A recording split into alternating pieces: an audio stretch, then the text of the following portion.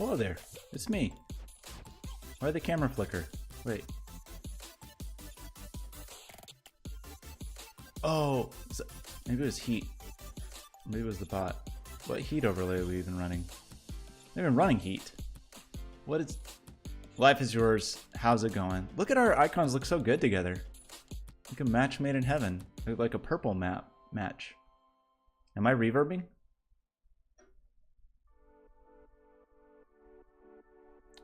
Reverb? Who's reverbing? Is that true? Hello? Hello? Audio seems okay to me. Are you telling me it's weird? Oh, you have the stream up twice.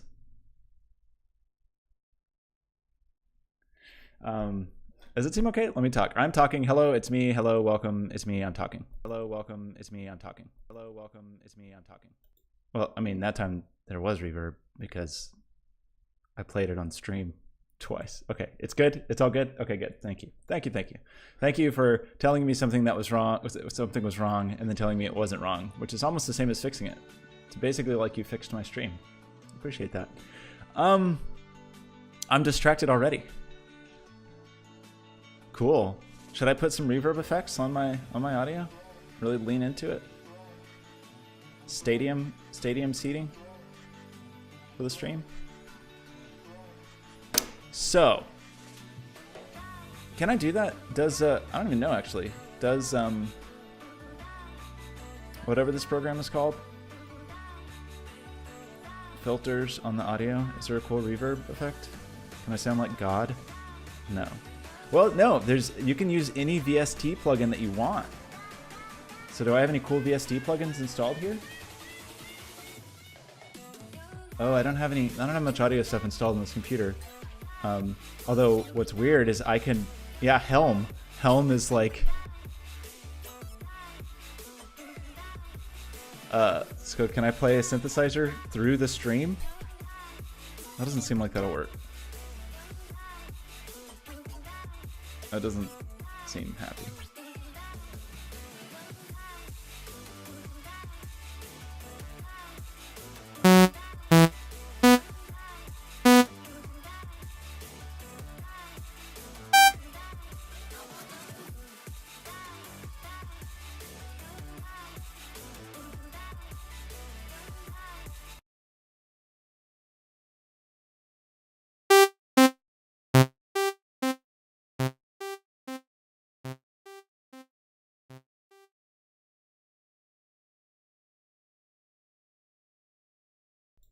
Okay, is my mic back? Can you hear me? Can I hear me? Great. Okay, good. We're off to a great start. We're on topic. We're ready to go. I own a pretty good reverb plugin. I just don't have it installed on this computer. I think I do. Anyway, maybe it's a delay. Applied Acoustics Systems.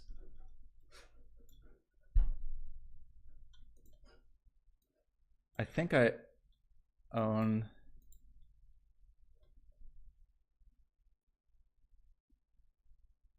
No, it's a delay. Never mind. But you can probably put reverb on this machine, right? Maybe not. Just make it echoey, not reverby. Kind of disappointed I installed Reaper, and I would have thought that Reaper would have come with some VST plugins. Maybe not. Reverberations. Anyway, yes, right on track. We're doing great. Very on topic today. The topic being, I have to teach a workshop tonight. And I have not fully prepared for said workshop. So what we need to do is, probably what I'm gonna do is this. I did a stream last night.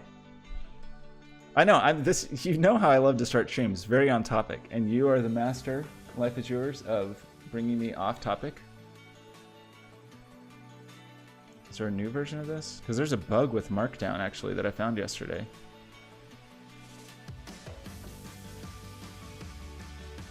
But I thought the bug that I had was fixed in, I wonder, you know, I in general am enjoying Visual Studio Code. I'm having problems with it with Unity.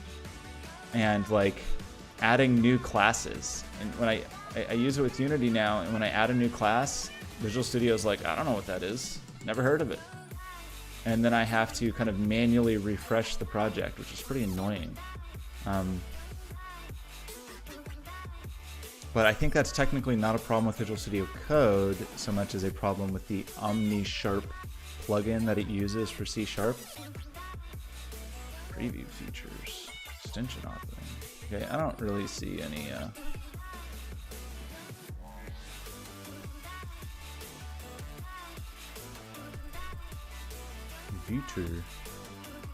Vetter.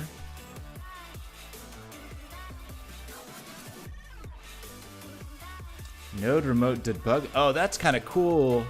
Oh, where's Draclin? That's kind of cool. If you deploy a Node.js, Draclin, where's my Azure expert? If you deploy Node.js to Azure, you can debug remotely. That's kind of interesting. Kind of into it. I didn't see anything in here about Markdown. Yeah, I think that fix is not until the April 2019 release, which we're halfway through April 2019. Speaking of big releases, I didn't even realize this till Draclin told me this morning that Unity 2019 is out. So we got to do something with that. We need to probably have a welcome to Unity 2019 stream. We already did the beta stream maybe when it went into beta, but I kind of want to go through it and look at it, talk about all the features, stuff like that. Cannot do it today because again, I'm teaching a workshop tonight that I'm not ready for yet. So last night we started a general outline. Here's what I think the arc of today's session is.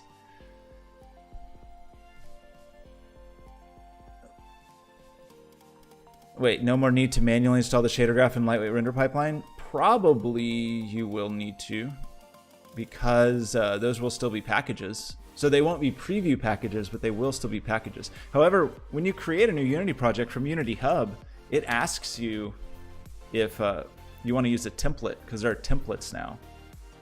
And so when you create a new project, it asks you which template you want to use, and you can say to use a lightweight render pipeline template. It probably will. It will still download it. It may not come from GitHub, but that's the package model that Unity uses now. So those are packages that will be downloaded. It has a package manifest almost like Node.js does. You know, like when you get a new Node.js project, you have to do node install so that it installs everything from the package.json. This is not dissimilar from that, where a Unity project has a package manifest and it grabs all of the dependencies as needed.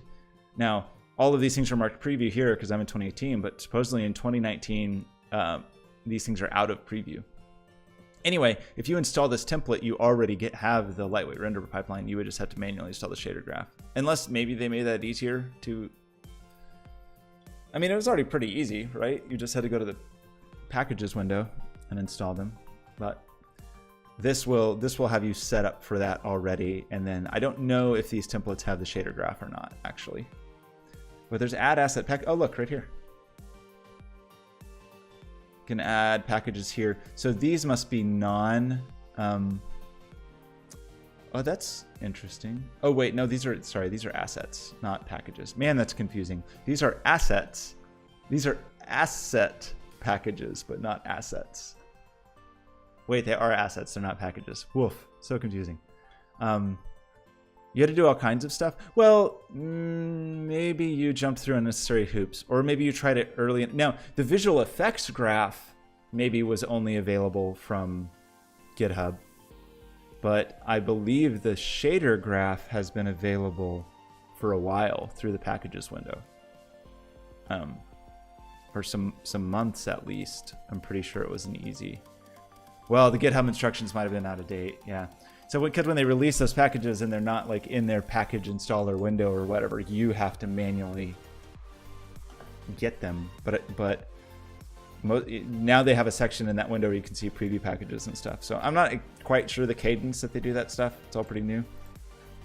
Okay, here's the deal.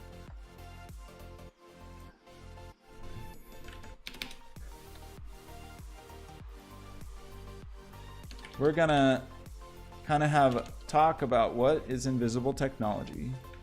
We got some of the stuff roughed out last night, but so the general thing today is I'm not going to go deep on hands-on stuff today because this is a 2-session workshop. So the second session is going to be the hands-on session.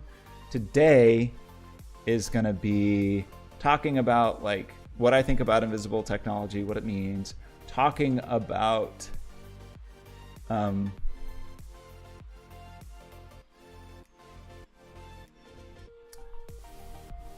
well, let's just go through some of this stuff. Like talking about, we talked about what the vision of the future in the 20th century was. There's buttons and screens everywhere. There's sterile environments, totally intrusive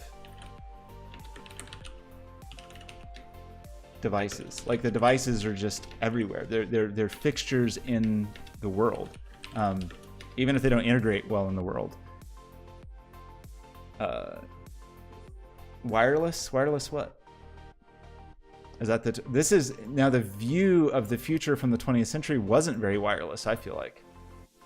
Oh, we're going to talk about wirelessness. We're going to talk about electromagnetic spectrum. Everything is electromagnetic. We're going to talk about how Wi-Fi and light are the same thing. I feel like we're going to blow some minds with that.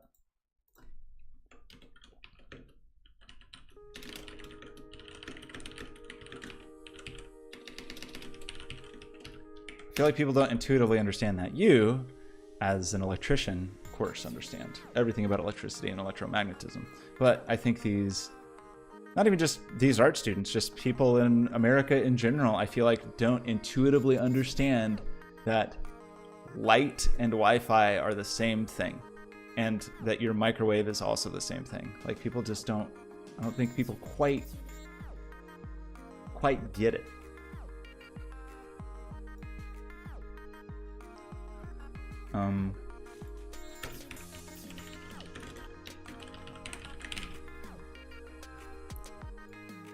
Li-Fi? Imagine. Well, is this a different thing? Or are we just going to shine lights everywhere? This is not quite what I'm talking about. I mean, this is visible light, though. Oh, that's kind of cool, though. You're going to have, like, your lights in the room do it. But why? Why use visible light? We have a whole bunch of other electromagnetic spectrum to deal with.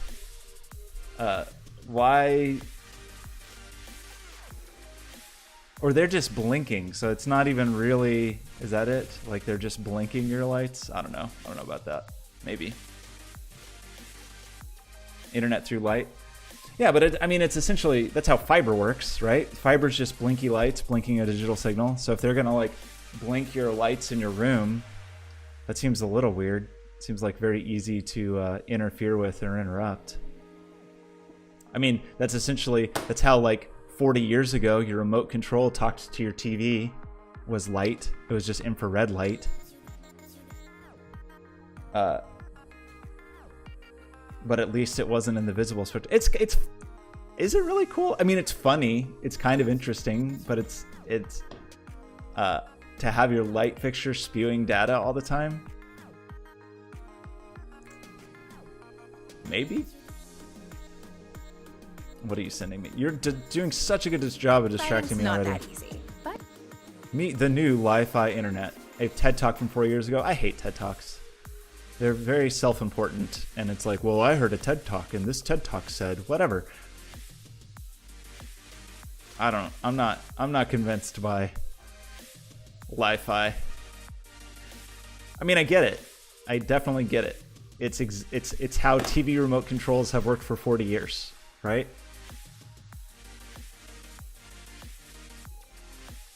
You don't mention you heard it from a TED Talk.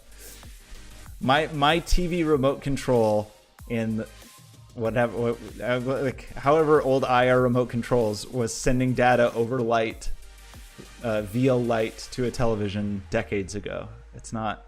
I feel like that's not very special, right?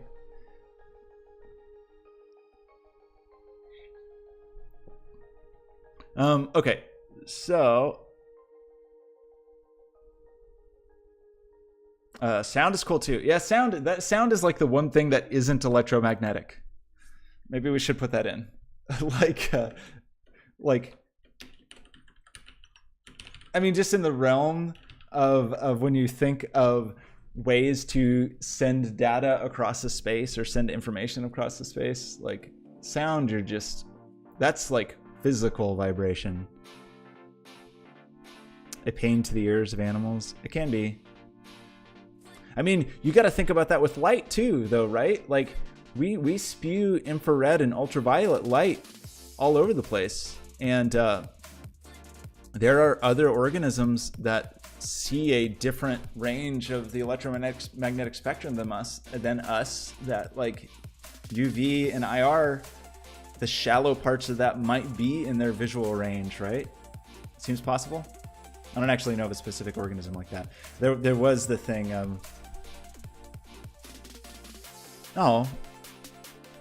there were really ultrasonic TV remotes? I don't think I knew that. Like old school clickers just had a wire. You're distracting me again. Okay.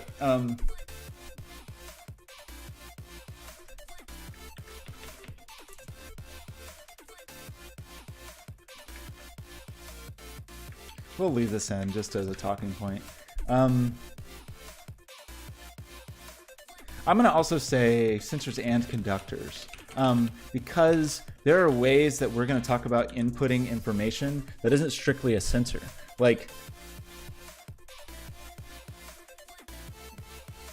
the Makey uses this kind of resistive sensing thing, but it's not like a discrete sensor. It's just a circuit with pathways of different resistances, and like FSRs, like various kinds of resistors. I don't know that I'd really call sensors. Maybe you still would, but I'm gonna make that distinction in there.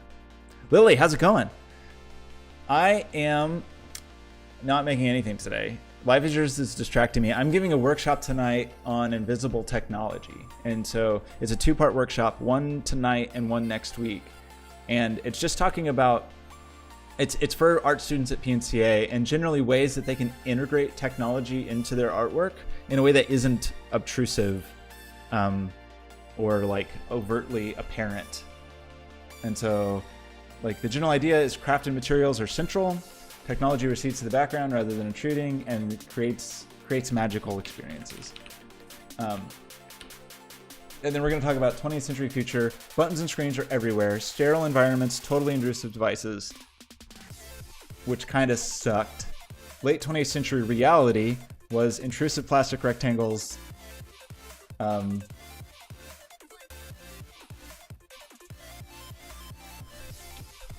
In otherwise traditional spaces, because I mean, a home in 1985 or even 1995, I feel like in general was not that different from a home in 1895, as far as like the general kinds of furniture and things like that, and rooms and fixtures were essentially the same 100 years later, except we added all this other crap, all these ugly pieces of tech.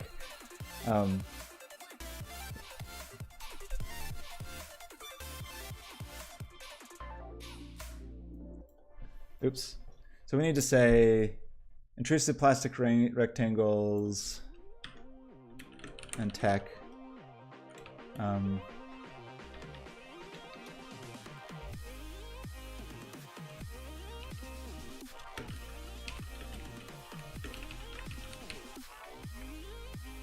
then it's kind of rude, but slightly unimaginative engineers kind of talking about the like Star Trek communicator into cell phone era. Bartbean, how's it going? Draclin, finally. I needed you to distract me a minute ago. EM sensors? I mean, like everything is an EM sensor. Every antenna is an EM sensor, right? Your eyeballs. What are we looking at? Proximity sensors? Sometimes you do proximity with like ultrasonic rangefinders, right? And sometimes you do it almost with like a form of LiDAR. Like there's a lot of ways to detect proximity. A real easy way, like the dead simplest, cheapest way that I detect proximity is with just a photocell, and you like cast a shadow on it. But proximity, I mean, yeah, they're often lightish. I mean, you can also do proximity with magnets and stuff like that. We looked at like reed switches and Hall effect sensors last night. There's some pretty cool...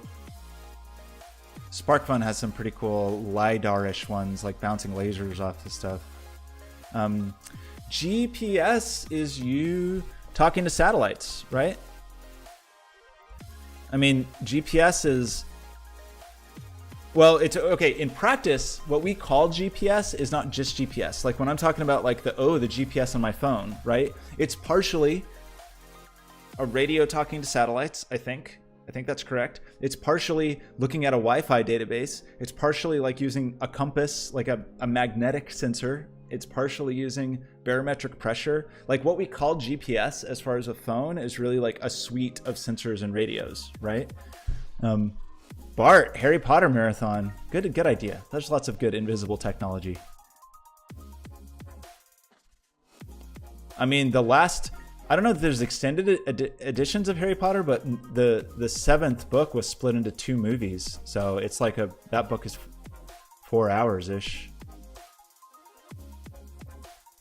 Bart, what's your favorite? What's the best Harry Potter book? What's the best Harry Potter movie? It's kind of bummed out by that, how like I feel like half of book 7 is just wandering around in the woods. I don't know that really needed to be 2 movies. Obviously, they made more money that way. Yeah, but GPS. Okay, GPS though, just straight up talking to GPS is a specific radio in the phone, right?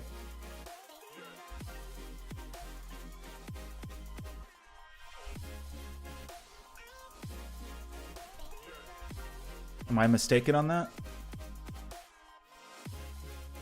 Because I know, I mean, I know it uses a ton of other things, but is it a specific hardware radio in the phone?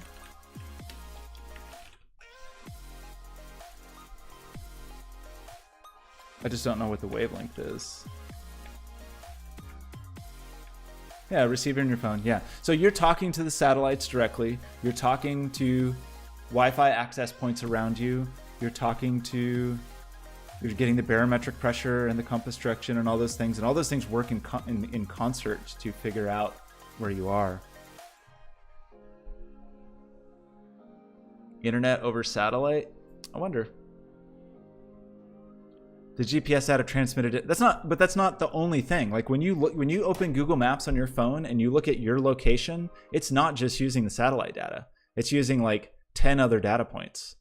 Not the least of which is when Google drives around and takes pictures of the streets for Google Street View, they're also mapping the relative strengths of all the Wi-Fi access points. So they can triangulate your location just based on Wi-Fi around you, even if you don't even have a GPS radio in your phone. 7B, that's where it all comes together. Prisoner of Azkaban, that's maybe the best movie. That might be my favorite book too. Yeah, what do we want to talk about that? GPS satellites are amazing also because they're one of the places that we just have to like straight up use relativity every day. I feel like there's certain concepts that we just don't attach to real life very much, like antimatter. We don't really think about antimatter, but at a hospital right now, probably within a few miles of me, somebody's getting a PET scan with positrons. That's antimatter, right? We don't really think about relativity as having a direct impact on our lives at any given moment, but GPS satellites have to account for relativity. Lily Bite, thank you for stopping by. Have a lovely meal. Yeah, I mean, you are right that strictly speaking, GPS is satellites. Yeah. But I feel like it's a broader term now, you know, because it uses a bunch of other data. I don't think I even knew until last night that barometric pressure was part of the positioning. I don't think I knew that. Maybe I heard that at one point. Anyway, we got to get some more bullet points to talk about. Clumsy technological experiences, massive friction between user and hardware.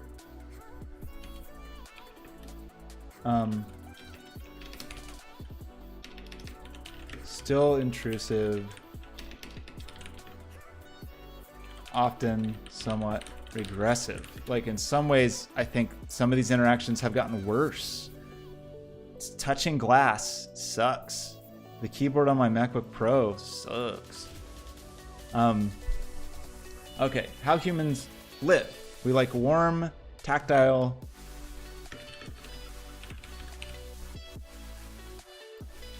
We like warmth, tactile. Excuse me.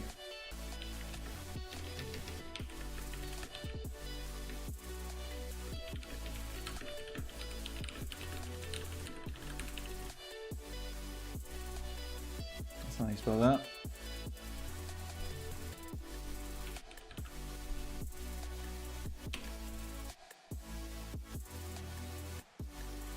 Do we only have 2 bullet points? I feel like legally obligated to have 3 bullet points at all times. I don't know why.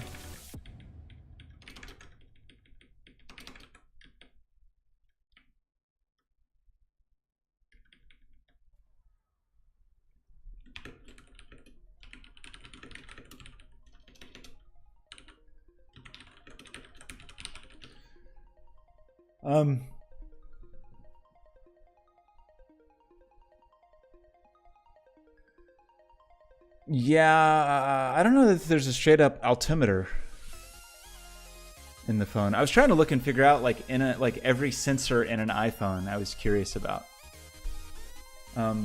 Okay. Probably we will talk about some of my projects here.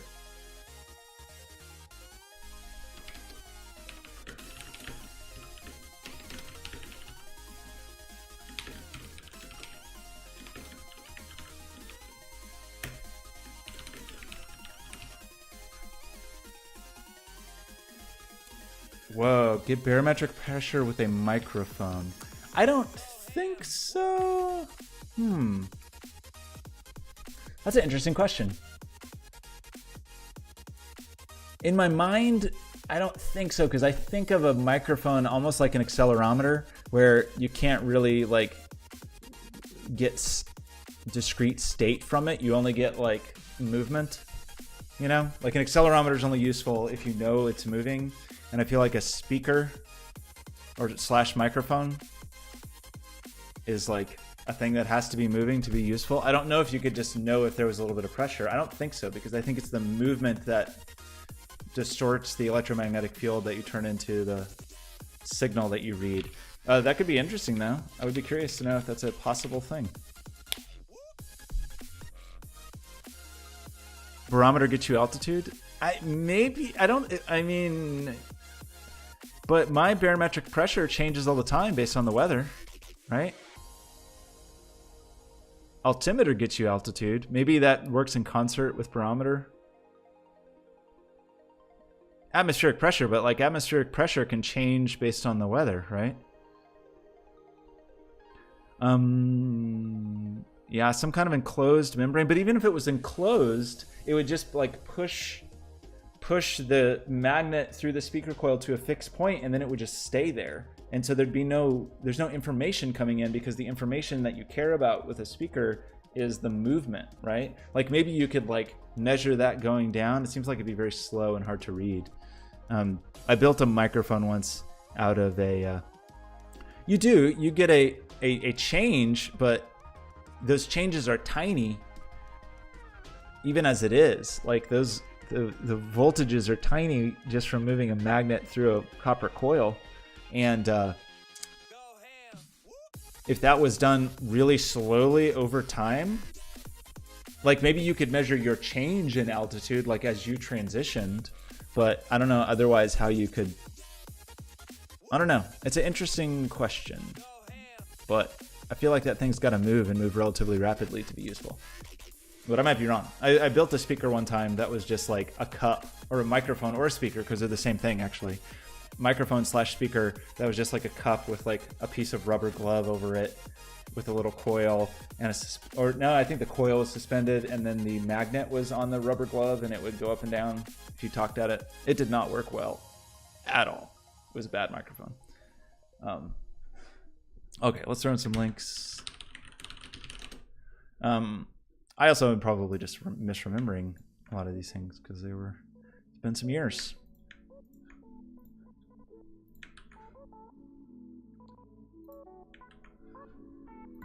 We'll talk about these.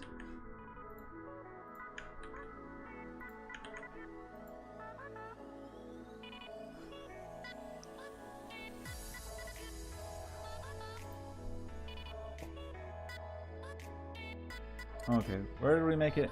Live and communicate. I still thought I would rant about... I don't know if I need to really have these in, but I would probably end up ranting about the fact that everything is still a steam engine. I'll probably end up ranting about how much I hate this stupid thing.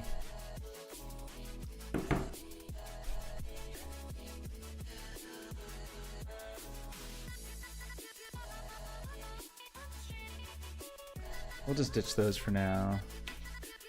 I need some notion of a like double, well, like a new section. Maybe we'll just put in a break here.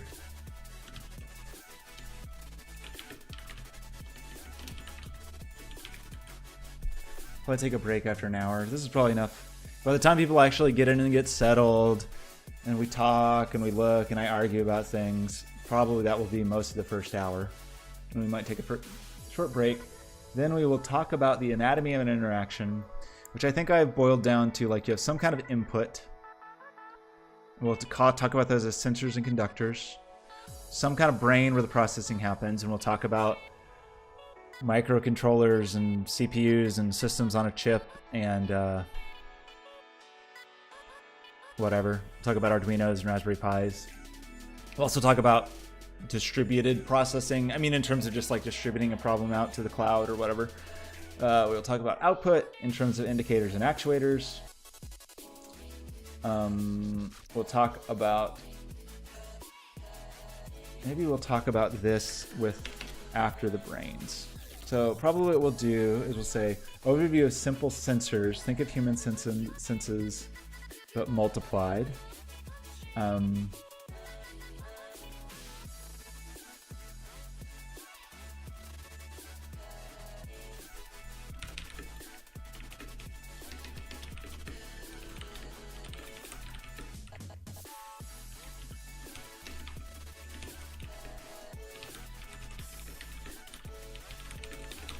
So the general idea here will be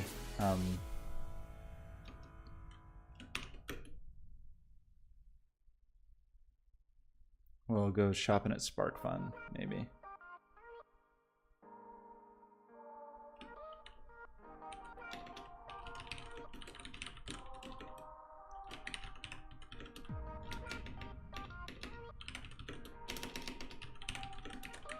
We'll look at SparkFun, we'll look at Adafruit.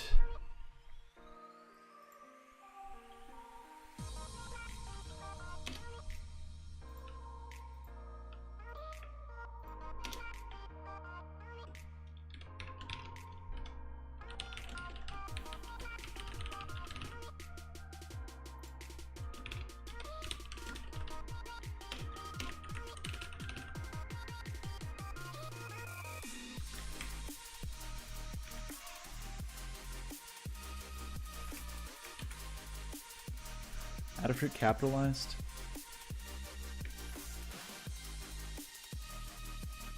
SparkFun seems good.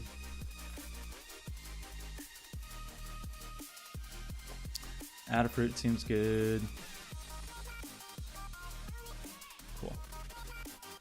And we'll probably spend some time just browsing through those sites because I think a thing that can be illuminating to people is just to even know that some of this stuff exists. Like, I think it can be really inspiring just to look through and be like, oh wow, I didn't know that a computer could sense whatever, XYZ. And I I kind of want to order some of the quick connect stuff, like a flex sensor, or FLIR. I think that's that heat dude, like a heat vision camera. Sound detector with little piezo mic.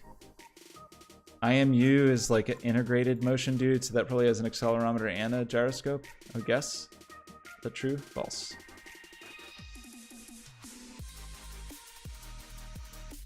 Yeah, accelerometer and gyroscope. So for these artists, like they may want to incorporate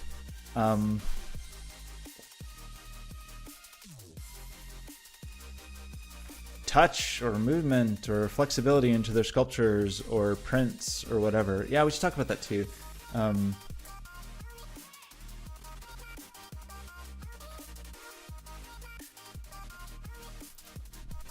So we'll talk about tech crafts in general. The sixth sense sensor, which one? You're in love with accelerometers? I feel like accelerometers are always a little disappointing to me because I want more than an indication of linear motion. You know, like I feel like a gyroscope is way more often what I want to know. I want to know about the orientation of something in space. And early on, like I feel like early iPhones and stuff only had accelerometers, so you had to sort of fake that stuff. But now you've got like fancy motion coprocessors, whatever, that can tell you incredibly detailed information about the orientation of something in space. Okay, what are we doing? Indicators and actuators.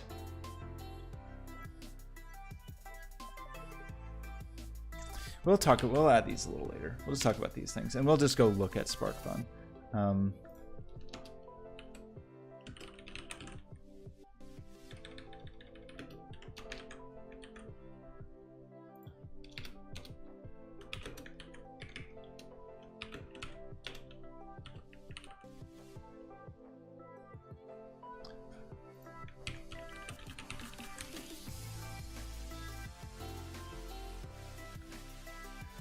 We'll talk about Bear. I've never really used Bear because it's so expensive, but we have some like a Bear Conductive Ink kit at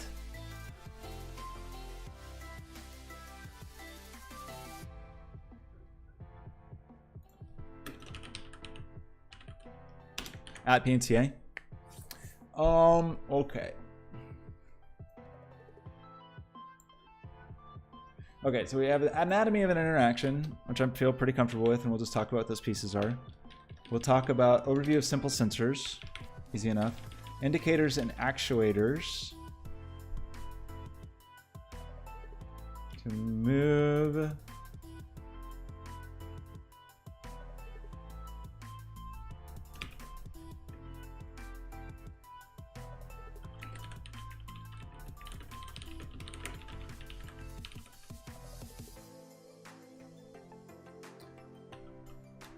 I mean, I think, yeah. So like, I feel like a thing to cover in that realm is just like actuators are complicated. Like it's one thing to just blink a light or make a sound or whatever, but when you want to actually move something in the world, with motors, solenoids, whatever, you need like probably a separate power source and ways to interface with it. Like it's not crazy hard, but it's a more complicated thing. Workshop is today. Well, procrastinator, I don't know. I really try, like, there's a family problem with procrastination. I really try to fight that. Like generally for projects, when as soon as a project is assigned, I like to start on it. In this case, it got a little weird. One, because I started that new job last week. And so previously for all the other workshops, I spent the week prior to the workshop streaming and preparing. The other thing, just unfortunately, is that the workshops don't pay super duper well, and they only pay for my time in the workshop. So it is kind of advantageous to me to minimize the amount of time I spend on the workshops outside of the workshops, because I feel like for the last 2 workshops, I've ended up making like, I don't even know, $7 an hour or something, just because of time spent preparing. So I'm trying to time box it a little bit, but we're still going to end up with like 6 hours of workshop time and then probably something like 6 hours of prep time. So maybe I'll make like $12 an hour this time. Hopefully in the future I can reteach these workshops and not have to do so much prep. But yeah, I really try not to be a procrastinator, but various things have made... And also today is a day that I could get off from the job because we had a deadline yesterday. So it just kind of aligned this way. Excuses? They're excuses. You're right. It is truly something that I work on. Okay.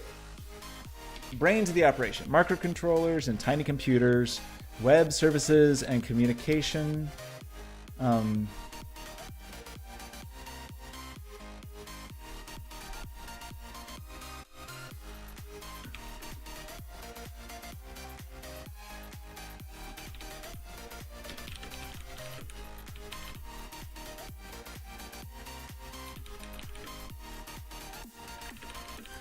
So something I want to express in here, we'll go over this stuff. We'll talk about Raspberry Pi. We'll talk about Arduino. We'll talk about web services and integrating with them and all that kind of stuff. But I think what I want people to understand out of it, and something that's always worked well for me, is that you don't really have to start from scratch on these things. And that you can, if you can just take a few web services or a few pieces of hardware or whatever that already exist and come up with a creative way to put them together, you can do something cool. And it doesn't have to be like, I guess I want them to I don't want them to be overwhelmed, and I want them to understand that you don't have to start from scratch with this stuff. Like, it's valid to piece things together. I feel like so many of my projects, even some of my relatively successful projects, have been about like, well, let's try to put these things together that just haven't been put together before. So we'll talk about the brains. Then we're going to talk about just a slight digression of the electromagnetic spectrum, because I think that's important.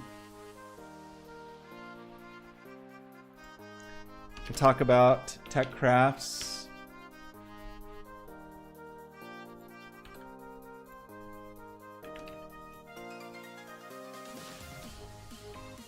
So in general, we want to we want to leverage.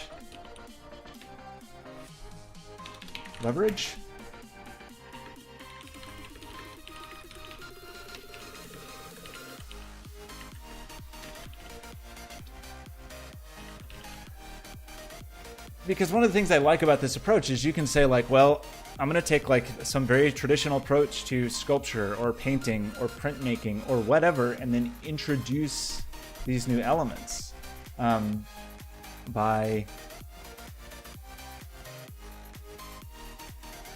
adding like conductive ink or inks, fabrics, threads are all ways to do kind of soft tech crafts. Paper and copper tape. What else would I want to put in there?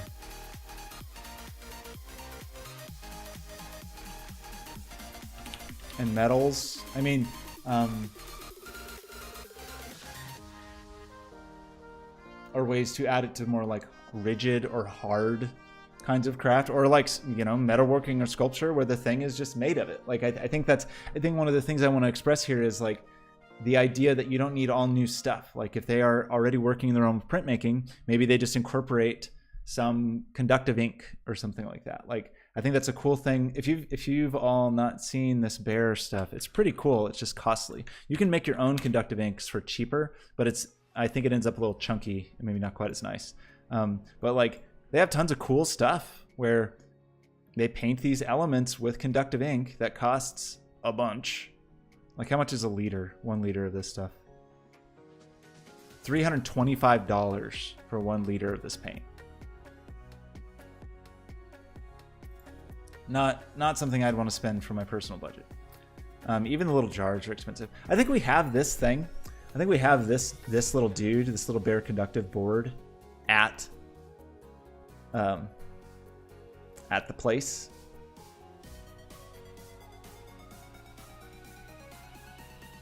You know what I want to know? So I love using copper. So rather than ink, I prefer to use like copper tape and lay things out with nice copper tape. We have a vinyl cutter there.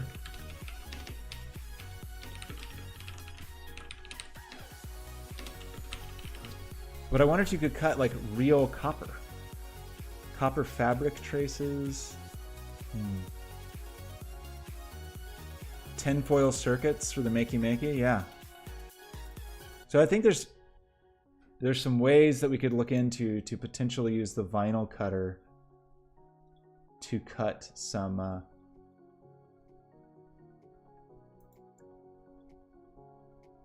cut elements. I forgot about this site, how to get what you want. So this is all kind of in the wearable tech realm.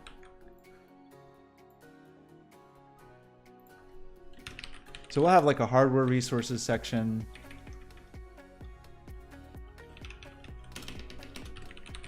And we will have a sort of tech craft resources section.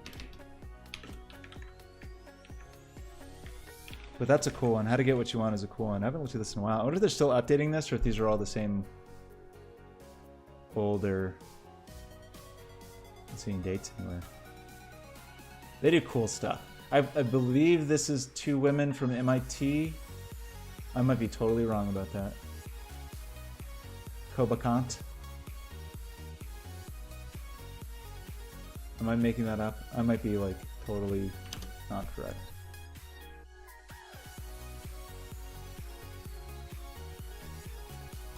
Conductive materials.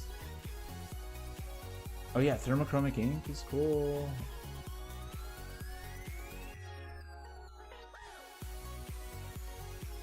Circuits and code. Need an about. Because I want to say this was a thing that was... that they were like part of a tech craft kind of group at MIT, but I might be wrong.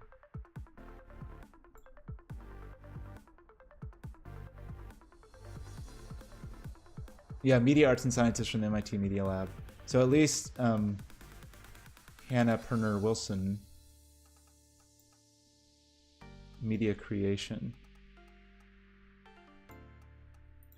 I wonder if that's still a thing. Like, there used to be a group at the Media Lab about, that was the high-low tech group. Oof, that's not what I want. I want another groups. City science, boring, boring, boring, boring, boring. Oh, that one's actually kind of cool. Lifelong kindergarten's pretty cool. That didn't work at all. Man, they have a lot of groups now. Wait, these are all separate groups? They used to have like 5. I have been rejected from the Media Lab a number of times. Oh, is this not... Oh, this sucks. What a dumb website. Is this not like a real link? I can't click this to open it in a new window? Forget it. I'm glad I didn't go to MIT. Are you serious? I can't just open a bunch of tabs? Forget it. I'm glad. I'm glad I got rejected from MIT twice. I'm never going there. I'm never going back. I also think they just don't have that high-low tech group anymore. What a dumb thing. Are you serious? MIT, you can't make a website that humans can use? You of all people. I think that group's kind of cool.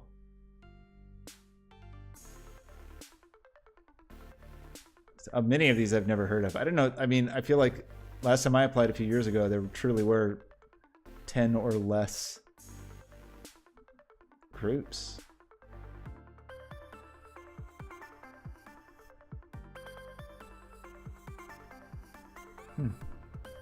Okay, well, we're going to ignore that anyway. The other thing, though, is tech crafts. Is that still a thing? So, Katarina Mota? Is that it?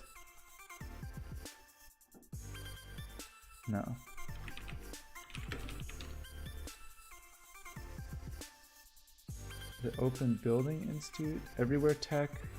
Can't quite remember what her...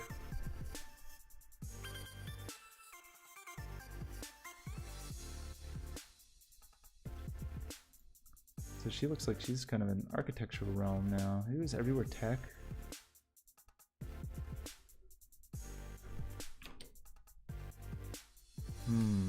I don't know. I'm a little out of the loop on some of these things. We can do some like ITP physical computing probably.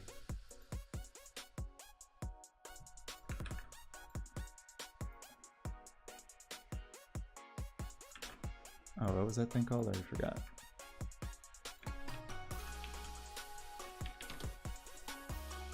How to get what you want.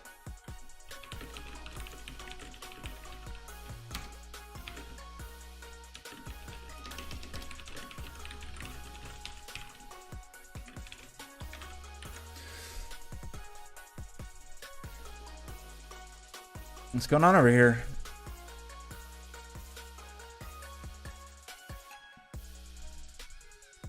Oh, thanks for the pep talk.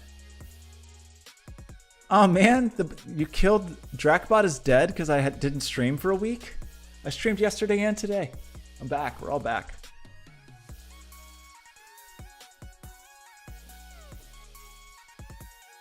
Wait, you want to do a stream about an LSD stream?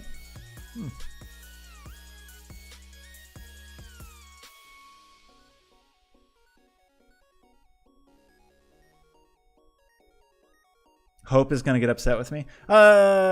She's in the civic engagement group there. I think she understands some of my criticisms of MIT. She's the one who peer pressured me into applying over and over again, and then I never got accepted. I think I'm just bad at applying for things because I don't like, I don't know. I don't like, I don't like pitching myself, like saying like I'm just so great, check out how great I am, whatever. But at the same time, I also don't like ingratiating myself in a way that I don't actually feel, you know, of saying like oh, it'd be such an honor or whatever. Like I don't know. Maybe I probably just don't apply to school the way you're supposed to.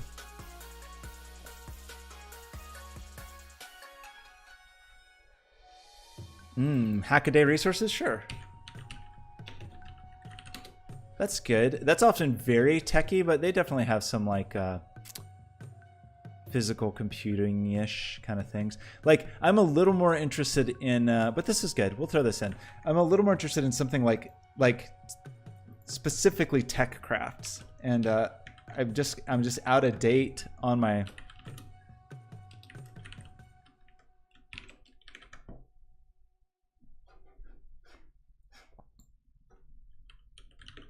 Like Katarina Moda, I feel like used to run a site called Tech Crafts, but that was years ago, so it may just be a thing that doesn't exist anymore. What's that? Who's the lily pad? Do people still use that? That's still a thing, or does that just get like subsumed into?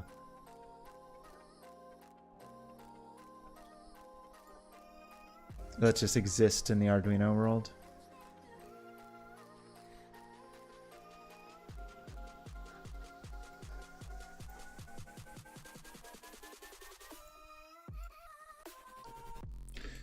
We'll call it like kind of like soft.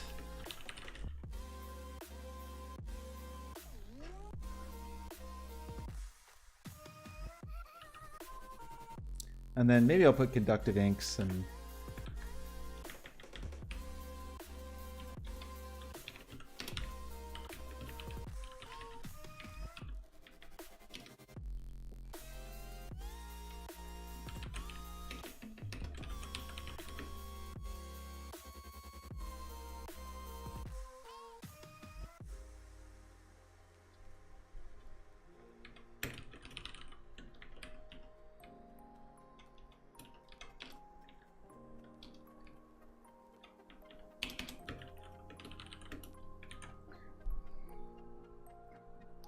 so we'll talk about these. We'll poke around at those a little bit. Maybe just in the process of the workshop, we'll come up with some better, some additional resources. I just need to probably poke around and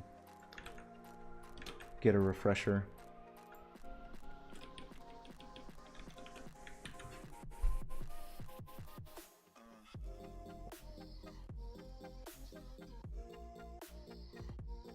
Trying to decide if I should now stick some links up in some of these places.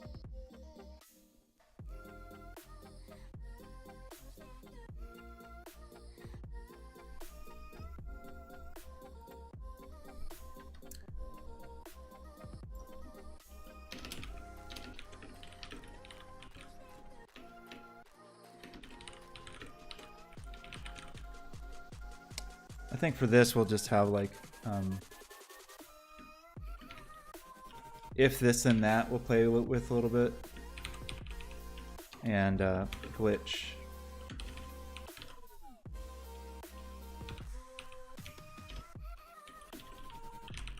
Is it glitch.io? True? False? That's not right. Glitch.com? Yeah.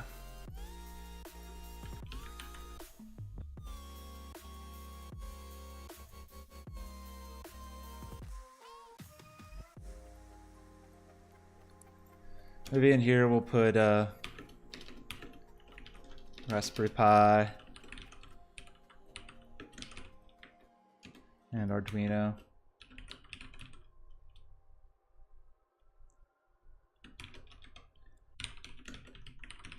That's .cc, I think.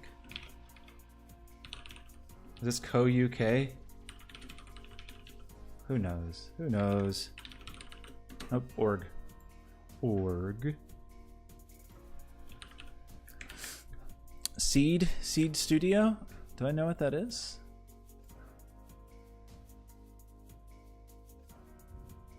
I don't think I know what this is. What is Seed Studio?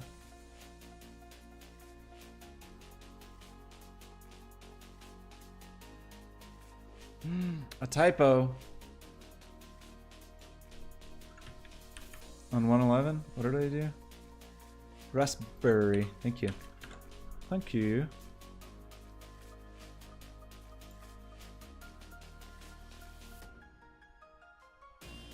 See, I guess my problem with this and Hackaday, these are very tech oriented, you know? Like in general, like there's tech all over them. So I don't really just want physical computing. In fact, maybe I'll just take Hackaday out. I don't really want just physical computing. I want things specifically in the realm of tech crafts.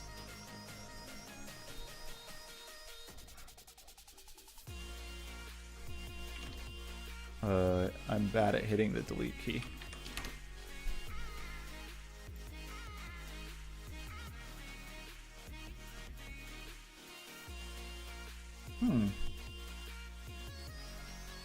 Kittenbot Meowbit.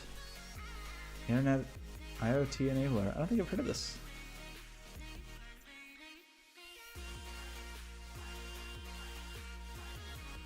I mean, because there's like, you know, there's a million places that's just, we could do creative applications. Maybe that's what we'll put. I haven't looked there for a long time since they stopped showing my work, but.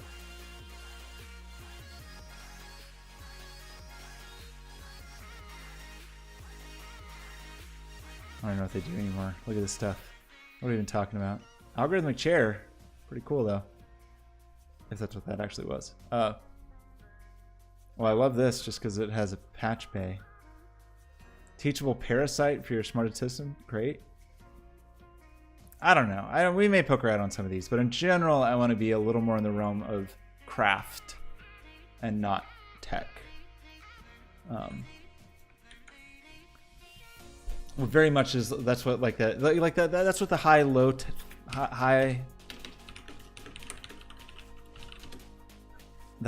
tech group, is that what this was a research group till 2014.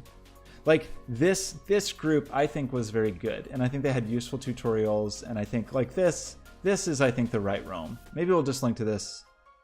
Cool. Salt and vinegar etching, little monster. Like this thing is, I used this very tutorial to make a @tiny programmer so that you could program @tinys. In fact, no, I used this one to program with an Arduino. I like this. We'll use the high-low tech group.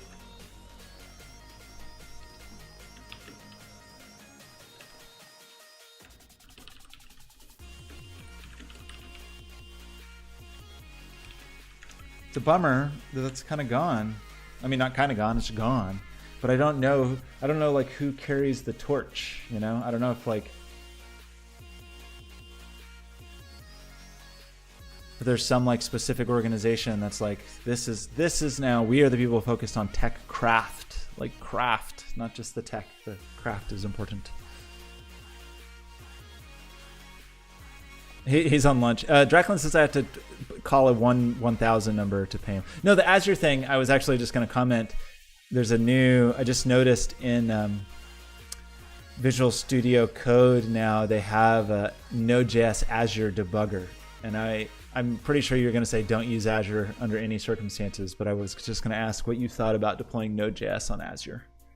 Azure Attorney?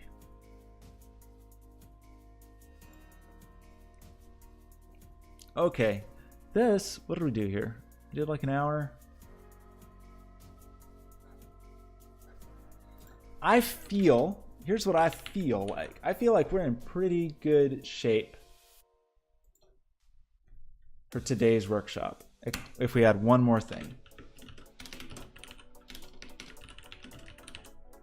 This is going to be the one. So this is the thing that I'm pretty sure everybody's going to want to use. If you have not seen or played with the Makey Makey, it is a touch sensor, but it's not capacitive touch like everything else we touch in life. It is a resistive touch, and it's what I use for reach. The general principle is this, is that you have a circuit, and you have like a circuit that's already closed, right? It's a closed circuit. The electrons know where they want to go, but they're going through an incredibly high impedance, is that the right term? An incredibly strong resistor, like 1,000,000 ohms or whatever it is, I can't remember. Where they just can like barely, the electrons are going that way, but it's like they're just trudging through, but they go that way. But then when a human touches the electrode and then touches some other part of the circuit, the electrons are like, ah, awesome, a human. I'm going to travel through the human instead of through this resistor that sucks. And so you complete the circuit in a different way. And it's made to be very simple. And the coolest thing about it is that it is also it's just a keyboard emulator. So when you plug this in via USB, it just emulates key presses. So you can just like hook it to, here they have, this might just be graphite. I was gonna say that was conductive ink, but it might just be graphite because graphite's conductive. Here they have like some kind of conductive Play-Doh. Is Play-Doh already conductive? Is Play-Doh conductive? Wait. Hold the phone.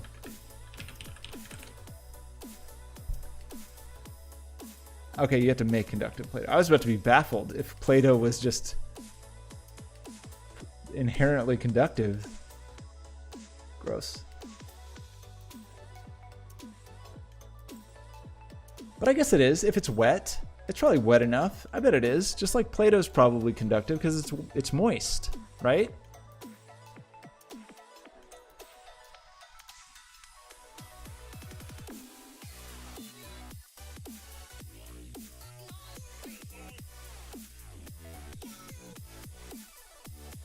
That doesn't sound good. Dracula doesn't sound good. I just wanted to run a node script. Okay, actually, now that I think about it, of course Play-Doh is conductive because it is moist and water loves electricity. So that must be, it just must be because it's wet Play-Doh, and if the Play-Doh dried out a little bit, it probably wouldn't conduct.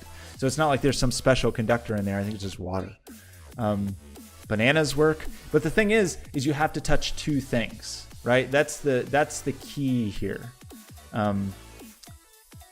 Like, that's probably what this gray wire is that they're sort of trying to hide, which is maybe slightly misleading because they're almost making it look like you only have to touch one thing, but you have to touch two things. You have to touch one of these and this little grounding bar, which is, it's not really the ground, I don't think. It's actually probably the, oh, what is it? Is that the anode? I don't know, wherever the electricity comes from.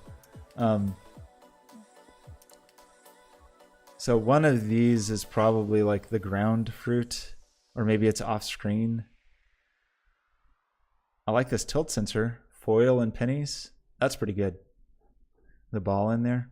So what we will probably do at the end of the session is I will show up with a bunch of aluminum foil, and then we will bust out a makey, and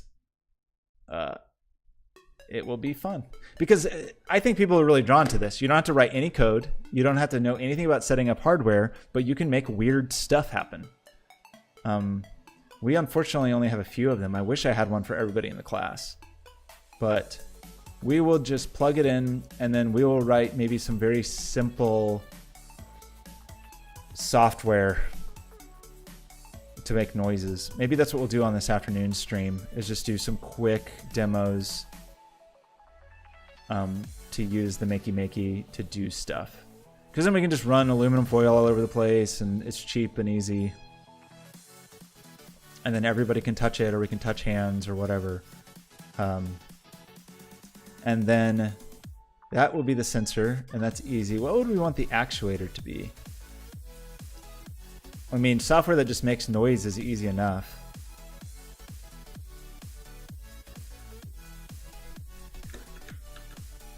But should we make, well, I mean, probably actually not an actuator, probably more like an indicator, like a blinky light or something like that. One thing we could do is set it up with if this then that, so that when you touch the foil, a thing happens. But probably we will do something like one of those Tone.js demos. We need like the keyboard demo, and we'll just hook it up to. Yeah, I mean, this will already. I don't know what keys the makey defaults to.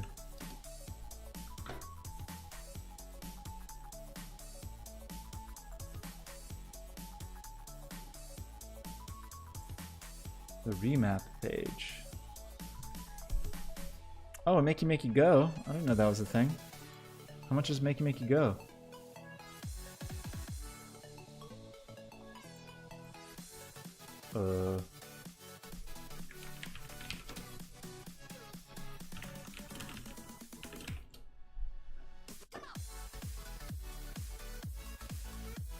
Yeah, because makey's $50. A makey go, not available? I need a knockoff makey. Sure. I mean, these should really cost like nothing. All that's happening here, there's like a resistor and a low pass filter. And that's it. That's kind of all.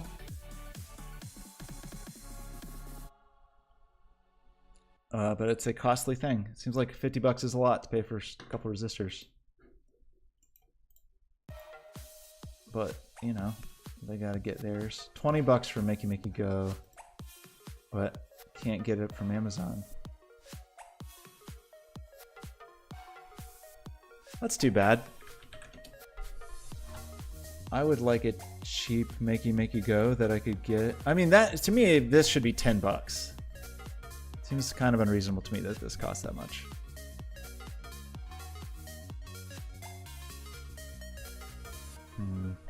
There's a million Arduinos there. Maybe the problem is the thing that makes this so good is the keyboard emulation.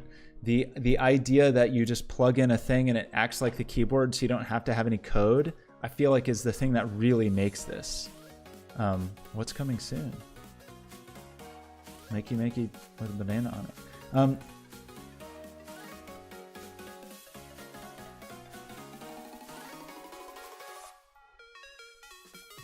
I just can't remember what the default key bindings are. Oh, they have an apps page.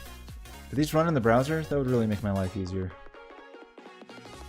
It would make my life so much easier if these ran in the browser.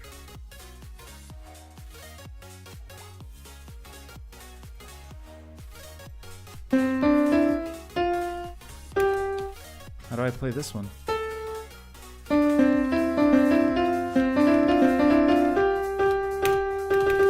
So the one problem is that most Arduinos do not let you do, I don't think, let me look this up before I say this, but I don't think they can do that.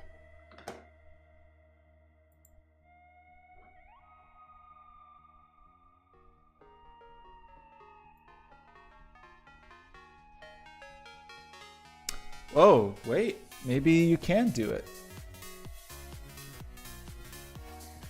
The Uno can serve as a... Okay, I didn't know that. So what I thought you had to have a Leonardo to act as a human interface device.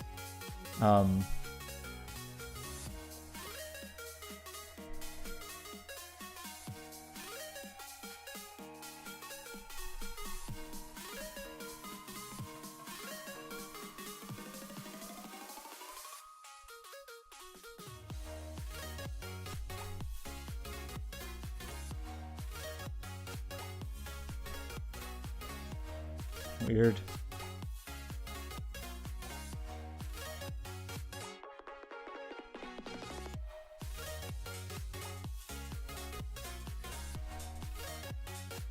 Okay, so this is not totally trivial. I'm not going to have them do this. Because what's nice about the Arduino Leonardo or the Arduino Dua, for example, those just out of the box can emulate a keyboard. It's really easy. I don't really want to go through this process with the Arduinos there. I'll have to think about that. But again, next week is probably where I'm going to do more hands-on stuff. It's just the serial part sucks. There's also this thing that maybe I can get them to let me borrow some of these for next week, where the whole idea is that you just sort of hook up whatever analog sensor you want and can really easily get data from it. You still have to talk to that thing in some way, though.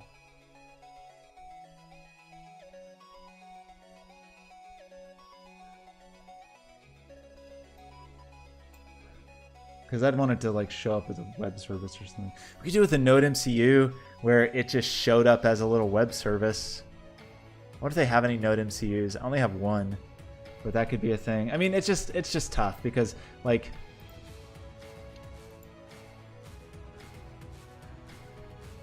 I just don't realistically think, like, we're going to have a productive workshop if it's like, okay, everybody, let's, like, do something custom and specific to this Arduino. And then, like, probably it would have to be me sticking some software on the Arduino that already knew a handful of things of, like, how to talk to a photocell or whatever, you know. I have to think about that a little bit. Maybe we'll just do some really simple versions of that with Arduino and serial and processing and doing some basic stuff like that, which kind of sucks because that's sort of not the point here. Like, we don't really want to draw things on screen. But that may be the way to help them understand those things.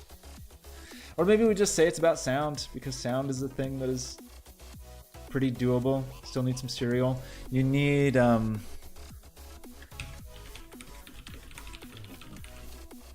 can't remember if processing had... I thought there was some library I used to use for processing. Was it Sound Cipher? Or you just make a synthy thing. I don't think that's what it was.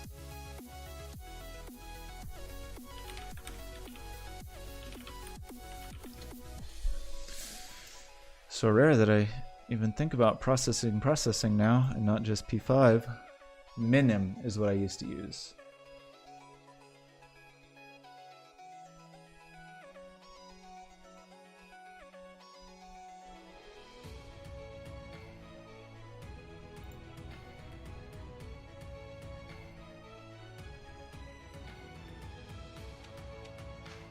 So minim's easy enough. So maybe this afternoon we think about what some simple demos are. What I love about the Makey is since it's just keyboard inputs, it's really easy to just plug it into a computer and have the keyboard do stuff. Like, you don't have to worry about serial communication or anything like that. Now, granted, that would be a little weird for analog stuff, like if we were going to do photocell stuff. But not too weird, right? Like, that wouldn't be too weird. We could do stuff with some copper tape where you like put a penny on it, that kind of thing. I think so. This afternoon, I think I'm going to take a break. Just write the code. Wait, I got to catch up. I got to catch up a little bit.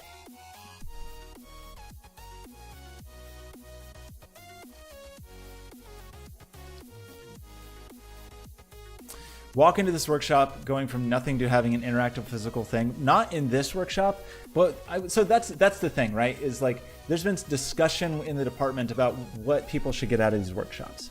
Because the idea that you're just going to learn, like best case scenario that I've been thinking of is like, okay, you come to this workshop and it at least gives you a foundation of understanding, and then you have to go out into the world and it's kind of on you to build on that understanding, right? Like you're not going to walk out of the workshop having made a thing, probably. Maybe in some cases you do. Like if it's a thing like, oh, it's the laser cutting workshop and you can laser cut a thing. But for more complicated things like this, where you've got like hardware and software and the interplay of the two, it's not super realistic to think that people are just going to come in and go from 0 to I've got a P5, I have a processing sketch and an Arduino sketch, and they're all working together and the serial communication's good, and they're running on a school laptop and who knows what's installed on it. Like that's not realistic. What is realistic though is plugging in a makey, because a makey just gives you key presses, and then I can just write P5 sketches on Glitch that respond to key presses, and then they don't actually have to do anything except kind of play with the input, you know, like play with the aluminum foil or the conductive ink or whatever. So that's what I'm a little stuck on. I kind of wish that everybody had a makey. That's just not going to be feasible for today. So, and I kind of wish, because I sort of don't even want to mess with serial communication, that we at least had some, maybe I'll have to look in the closet there, and maybe there's some Arduino Leonardos or Duas, because I need some whatever it is, like the USB HID. Only some of their devices do that, you know.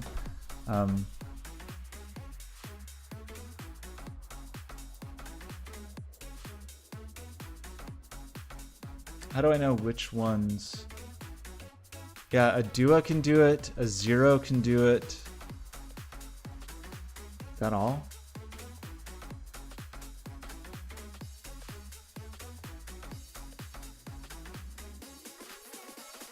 Wait, this is not what I want. I want it to act like a HID, not allow a HID. I want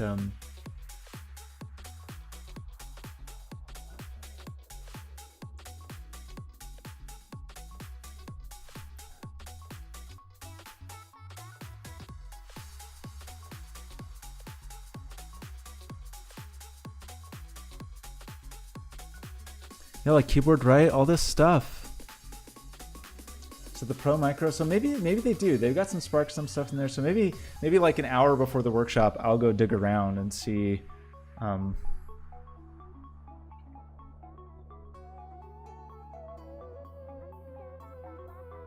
I just don't know what devices support this off the top of my head. Like, actually, maybe we just do like the Arduino keyboard class, this.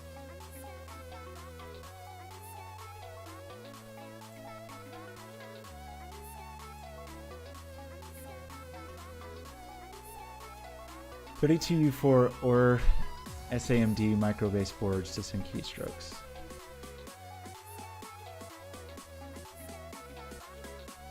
Because if we can do this, then we can set up sensors like, actually, you know what? Even like mouse. We could do mouse stuff for the analog. We could make like the photocell send a mouse signal. I just feel like that's easier than trying to do, I just don't want to deal with serial, kind of.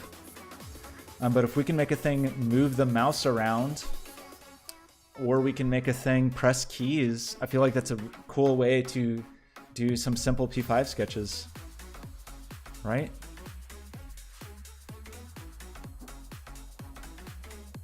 The icon art on Glitch. I feel like all the art on Glitch is wacky, but I'm kind of into it. This is me. This is me. This is Pisces. It's me.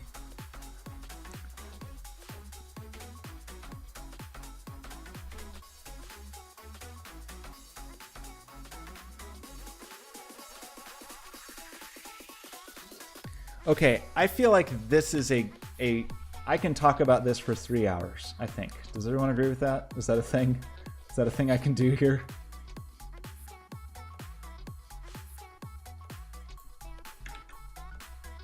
And then after this,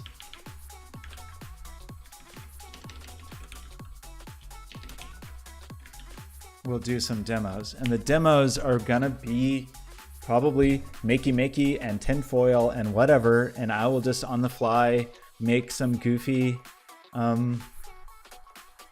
glitch sketches. Maybe we'll start with a few. Okay, so actually I'm gonna run to the restroom and then look in the closet. So please excuse me for a moment.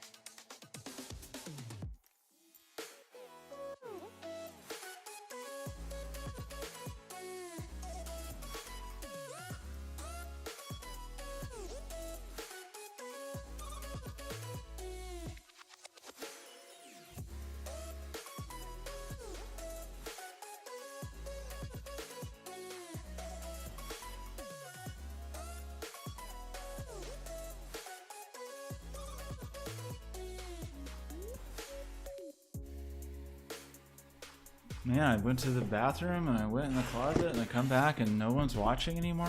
Where'd everybody go? I drove everyone away.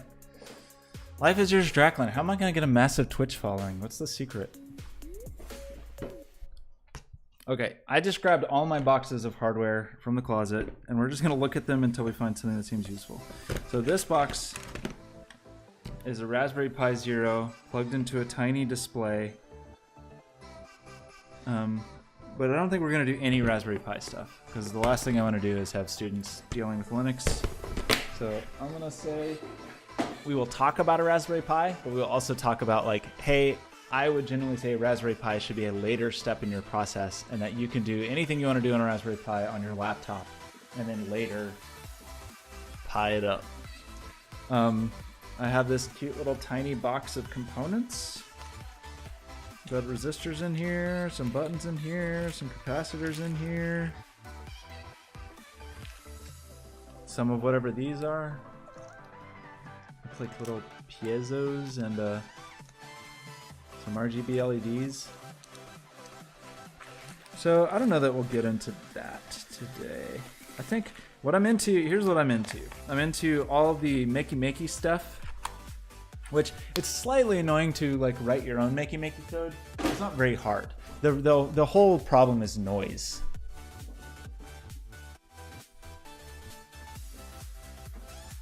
"12 people chatting at a time." It's kind of crazy that like the Twitch achievements or the bars are very high, or like the Twitch achievements, there's just such a huge gap in them.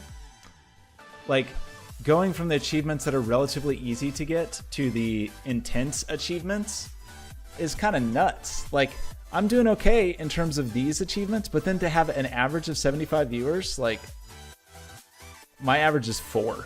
Like that's a big jump, even though I've done all these other things and I've checked all these other marks. And then even this, like I've apparently I have never had 10 people talking simultaneously, which doesn't make any sense because this says I've had 21. I think maybe they like did something weird to their achievements, because I've had, according to this, I have had 21 people talking at the same time, and I've had 40 people watching at the same time, but not more than that.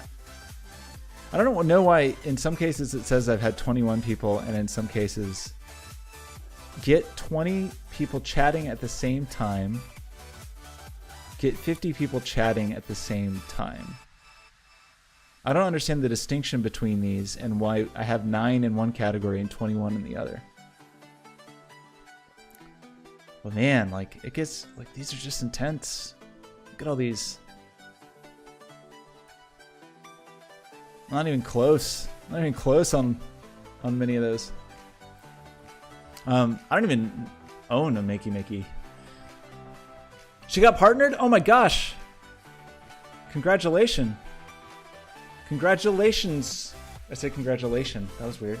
That's amazing. Cool. She got partnered, so that means she hit the 70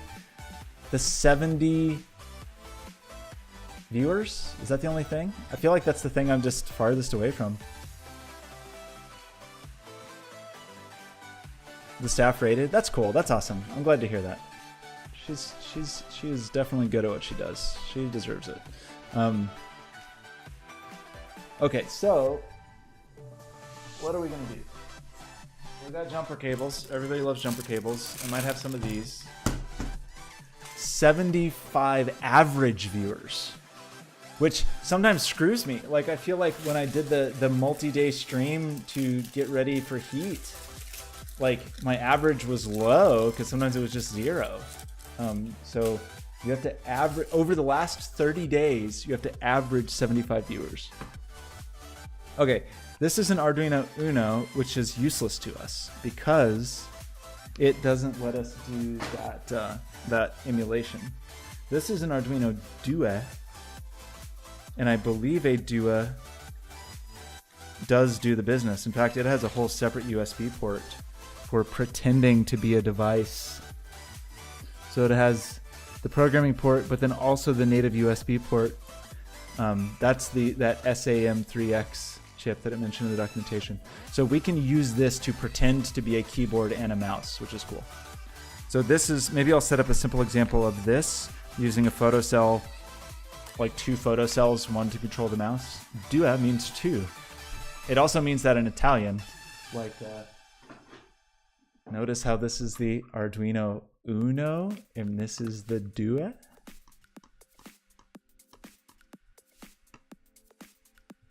But I think it's Duo because I think it's Italian. I may be wrong about that, but I think it's Italian, not French. But that could be a lie.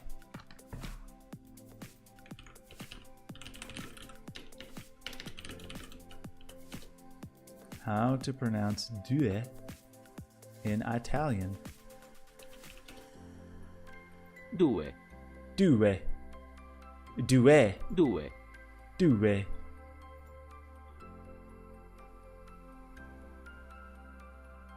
Due. Due. Okay, excuse me. It's Due. Wait, you want me to pretend to speak French? Deux. Deux. Deux. Un, deux, trois, quatre. I don't know how to speak French. I can count to 4 badly. I don't know if any of those pronunciations are correct.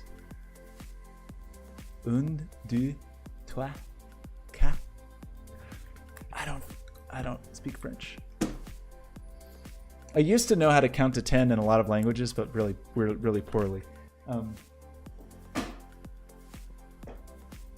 Not right there. I mean, I haven't even tried in a long time. What I was just channeling there was the Flight of the Conchord song, where he's like, un, deux, trois, quatre. So I'm channeling a song about not being able to speak French when I count that way. I make no claims of being able to pronounce French properly. If I heard it, like if I listened to it, I could probably replicate it. Okay, so this thing we could do pretty easily. Hook up 2 photocells, get XY on the mouse. Right? That would be a very short, sweet thing to do this afternoon. I think I have a trillion photocells somewhere. We have RFID. RFID is cool. Should we talk about RFID? I like RFID because that's a cool invisible thing.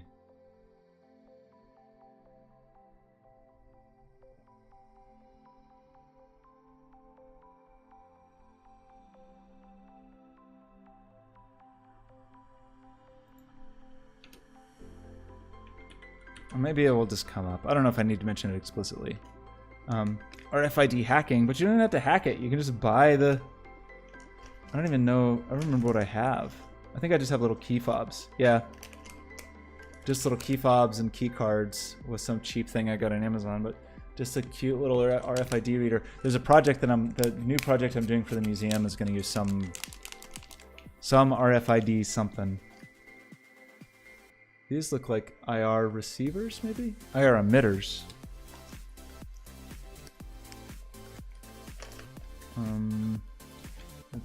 Yeah, here's a bunch of photocells. So that's good. So everybody can have a photocell. Photocells for everybody. We just need a thing that can read the photocells and do something interesting. Here's more photocells. I have so many photocells. If only it was really easy to do this USB thing. Here is... This looks like some kind of IMU thing. Oh, one of these might be a magnetometer.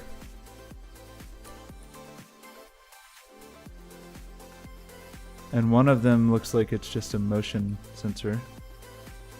These are all just like leftovers from grad school that I haven't looked at in forever. Here's more photocells. Solar locator. What, with the photocell?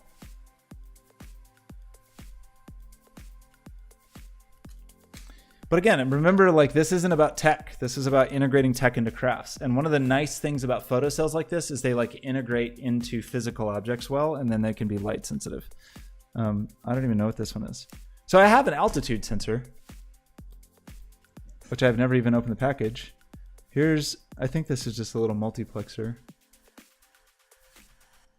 This, I think, is temperature and barometric pressure, maybe humidity even. This is some little radio. Some tiny adorable RF thing. Mux, analog digital mux breakout.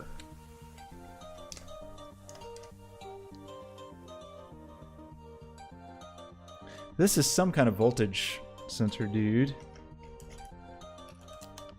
And then this, some kind of 10mm RGB, another photocell. I don't even know what this is. I think this is some kind of little color sensor, little vibration sensor. Just cool.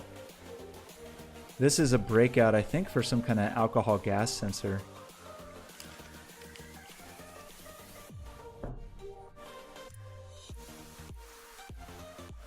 Yeah, get the direction. Well, that's kind of, I mean, that's sort of what Argus is.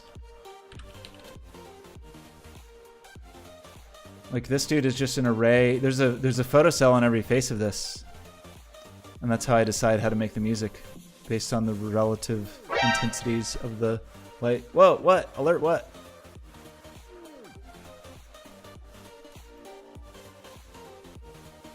Oh. Thanks for the scene. This is a different kind of vibration sensor. I don't actually know. We'd have to look at the... So we can look it up. It's not just a microphone. I think it maybe works on a different principle. Let's see. Because normally you think of a microphone as being a coil with a magnet moving in it. I think this works on a different principle. But I'm forgetting it. Thank you for alerting me about the scene. Some of this stuff I have not looked at in a trillion years. Oh, it is. It's piezo. So it is, never mind. It's the same principle as a piezo microphone. But it doesn't have a magnet, I think.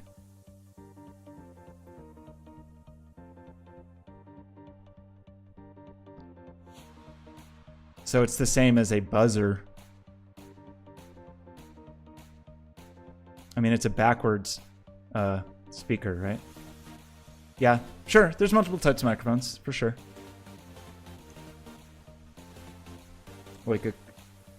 But this is... I mean, you can use... Like, I have these little piezos, wherever they are. You can use any piezo for... where have you... I don't know, I lost it already. The piezo I had a minute ago. You can use those both as like a buzzer speaker and as a... like vibration detector. This is just a little more specialized, I think, but I haven't even used it. Ultrasonic range finder. Maybe I'll just like take this box and we'll just talk about the things. This I think is the alcohol gas sensor.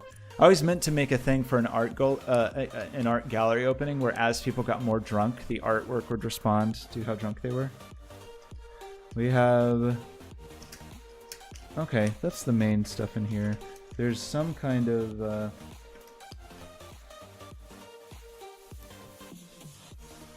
That's more resistors. More resistors. I thought I had some kind of FSR, but I didn't see it in here. Or some kind of flexi dude, but I don't seem to have it. I just thought it would be funny. Like, I may still do that. I think it would just be kind of cool. The art is how pissed you are.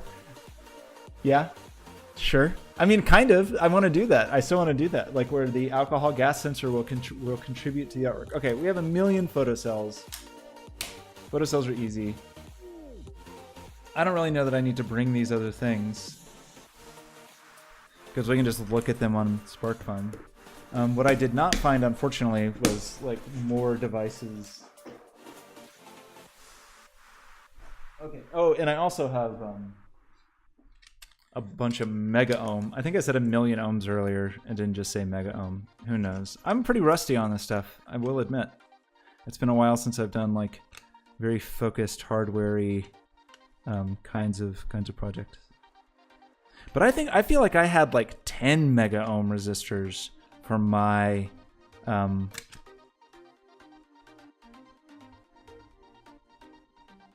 when I was like making kind of my own makey. Maybe even more, maybe like 100. Let's see.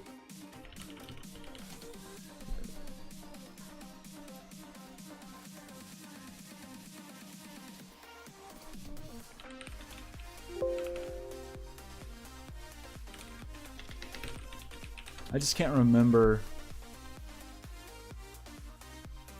Makey with an Arduino Leonardo. Probably followed this very tutorial a long time ago. Okay, how strong are these? No, they're 1 mega ohm, which is what I have.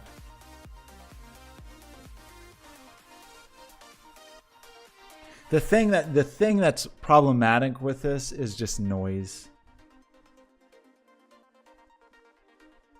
So what are they using for like touching?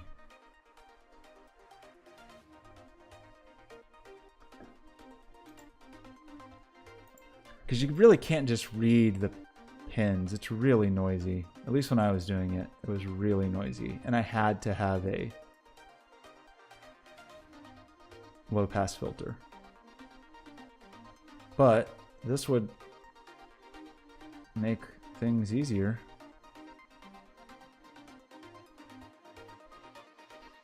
I mean, this would be a very quick, simple way, which maybe that's fine just for the demo. False positive touches, yeah. Yeah, especially once I have like big pieces of metal, like huge plates of metal and like kids shuffling on carpet and static electricity. And like the electrons would just find a way to jump around. So yeah, false positive touches. So I ended up writing, I mean, it's not hard. Like it's a simple low pass filter. So you just average the inputs over some number of samples and use that instead. But for this little demo, maybe we won't even do that.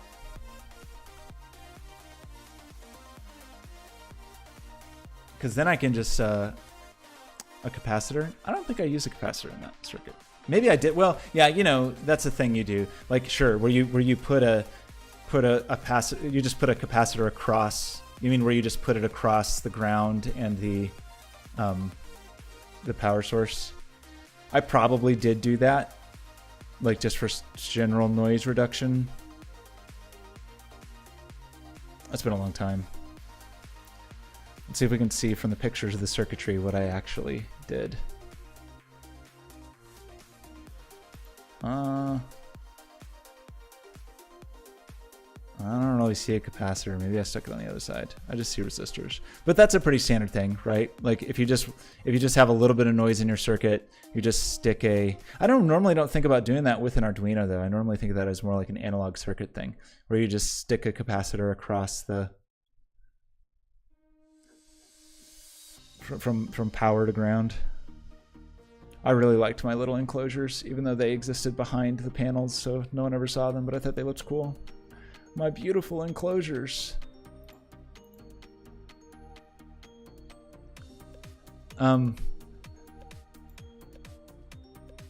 Yeah, you're right.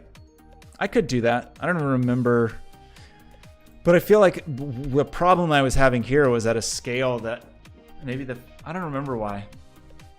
There was some, I mean, you gotta give me a little leeway because this was like 6 years ago, but there was some problem I was having consistently with noise that was only reasonably solvable by a low pass filter, I think. You know, I might also be thinking of this other project that was capacitive touch that was also super noisy. Anyway, you're probably right. I probably could have done extra work to handle that noise in a hardware fashion, but since I was writing a bunch of microcontroller code anyway, it was sort of easy to write the software to do it, even though that was probably less efficient. Okay, so I'm thinking we're going to be all about photocells and strong resistors, and we will put together some kind of little demo. And my hope, the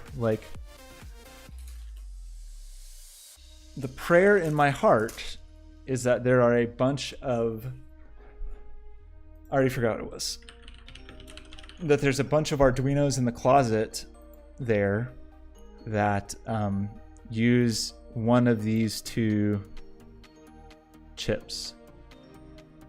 So that's the Leonardo, the Esplora, which I've never even heard of, the Zero, the Dua, and the MKR. They might have some zeros.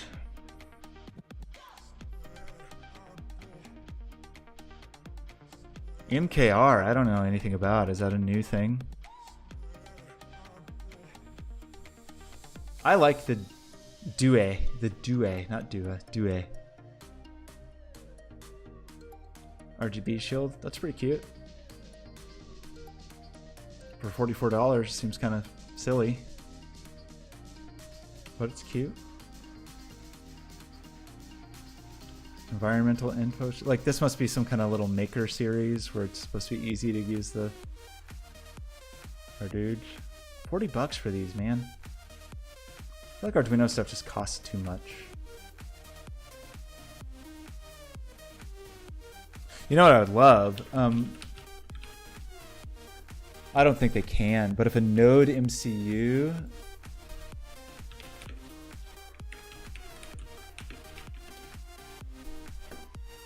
Yeah, if I wanted to like...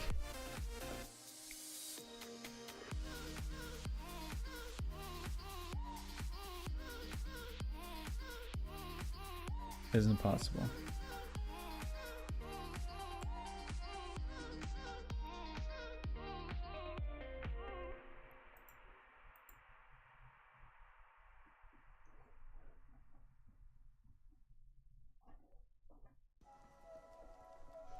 Because Node MCU is so cheap.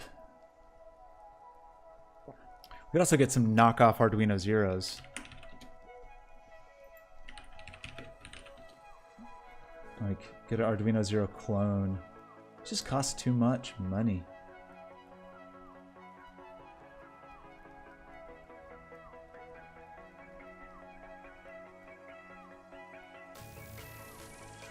So those are that SAMD20. So what else do we... I already forgot what it said. 32U4 or SAMD. So all of these. So we want like the tiniest, cheapest.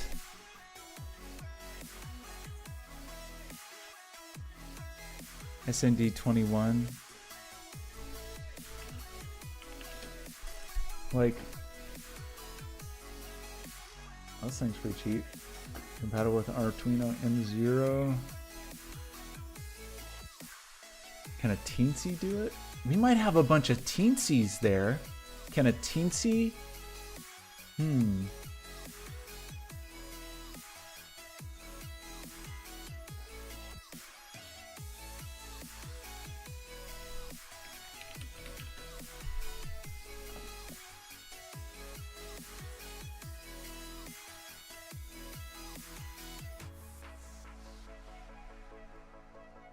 Lua.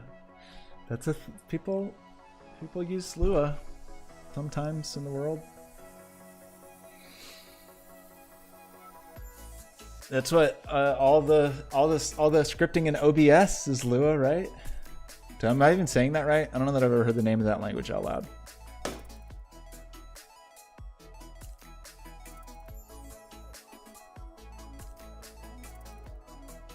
A new laptop. I'm pretty sure all laptops are terrible right now. I don't know a laptop that doesn't suck. What are you gonna get? PC or Mac? What kind of laptop are you gonna get? I would maybe get like a smaller form factor gaming laptop. Seems to be like kind of the best realm PC. So some Razer, MSI, maybe Alienware. I in general like Dell. A big enough battery? Well, good luck with that. I mean, if it's gonna... Batteries don't last anymore. If you need to work on your computer, you unfortunately are out of luck.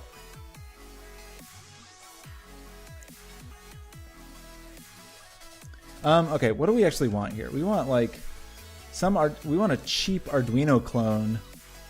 I just want like some $5 Arduino clone that does this.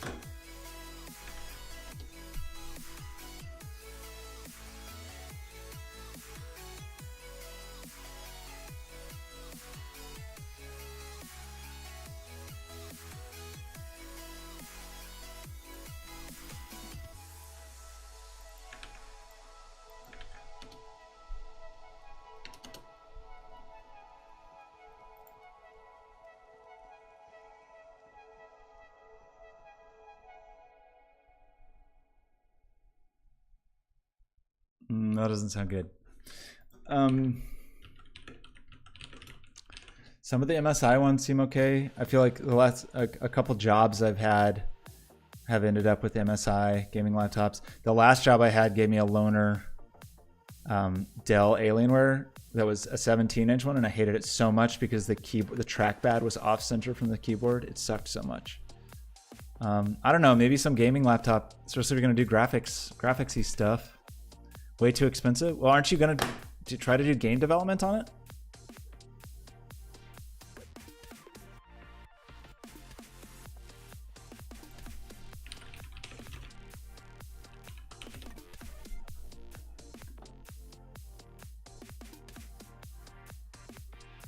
Look at this. three pack. So these are nano compatible, but nano, you can't use a nano. You need a 0.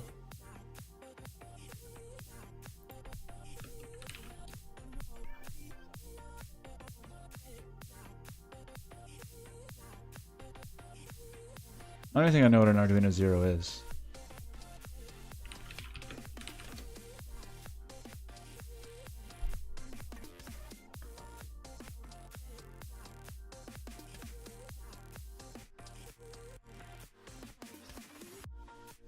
Is that old? Like the prequel to the Uno?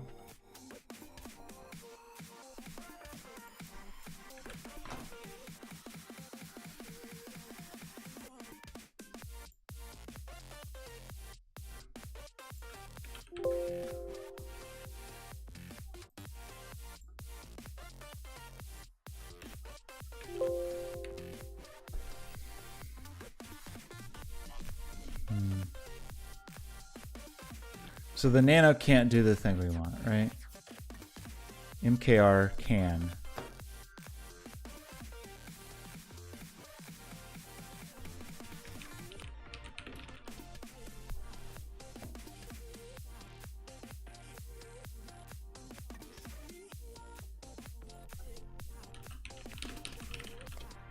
Can a teensy do it?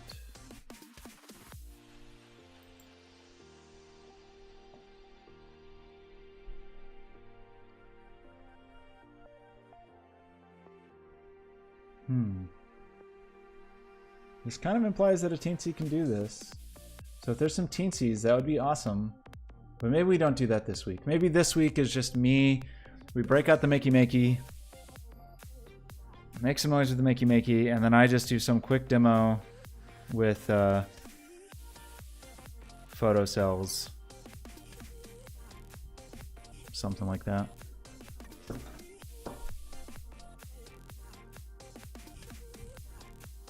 Ooh, why? Are you getting amazing PC discounts by being Norwegian?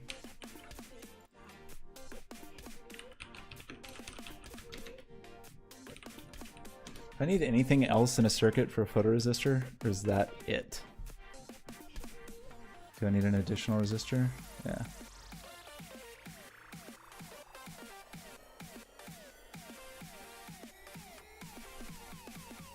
$10K.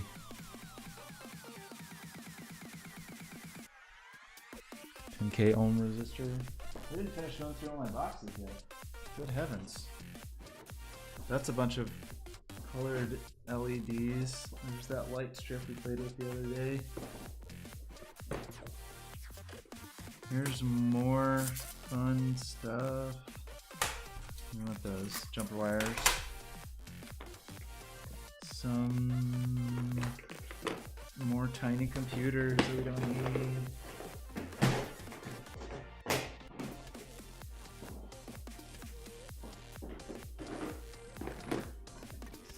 What's your laptop budget?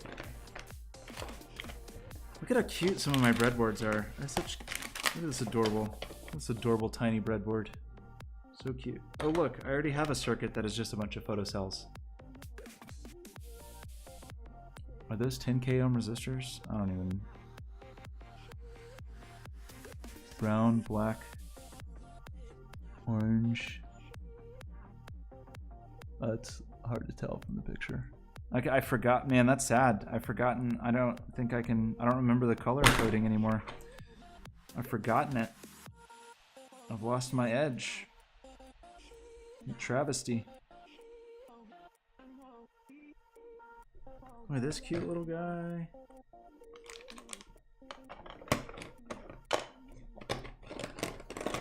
Okay. Use that. There's more jumper wires.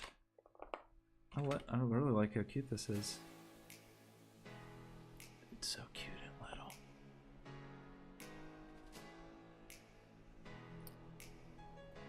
$1,000 USD?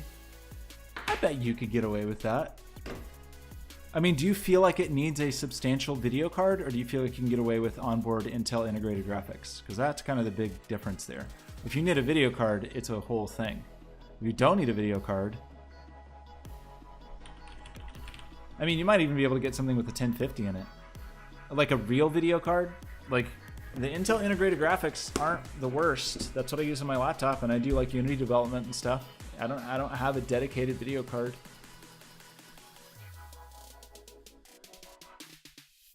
It's a requirement that it has an actual video card. So this has a 1050. Is a 1050 adequate? You need a 1060? Well, heck, that's probably going to cost more.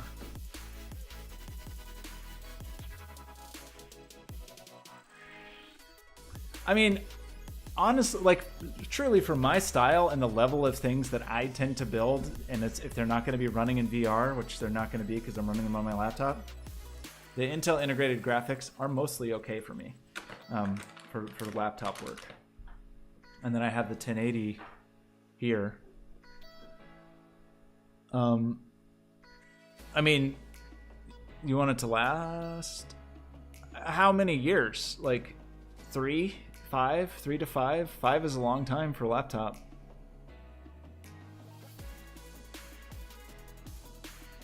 (2014) 2016, 3 years. 3 to 5 years is a reasonable amount of time.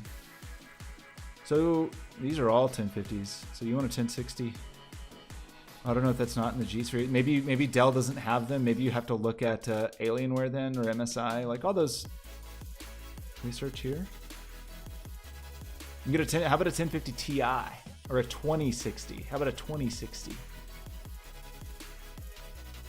$1,200.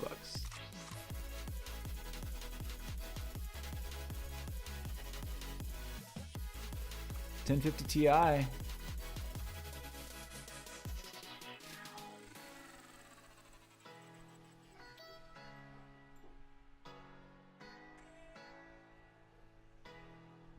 Oh no. Oh no. What do I push? Yes, take my Norwegian cookies. That's it. AMD machine. I mean, MSI machine. Sorry. What did you say you're... So you want under 10K? Well, heck. 1050 is a must. A 1050 Ti is not the worst thing in the world. Right? What are you going to try to run on this laptop? Do you feel like you need to buy it from a Norwegian company? You could watch on Slick Deals or whatever. Or like Build a PC. They sometimes have laptop deals.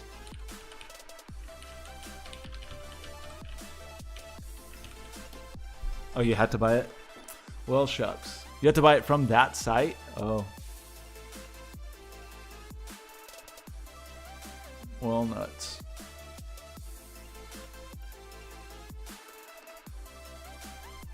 I don't even have any, can't even get a Dell laptop. So out of these, I guess I would maybe want an MSI.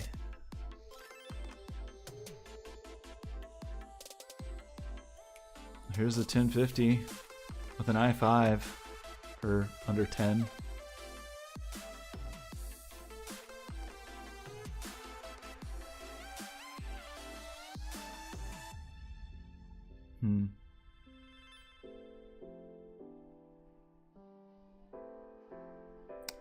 Well, seems like you don't have a ton of options, unfortunately.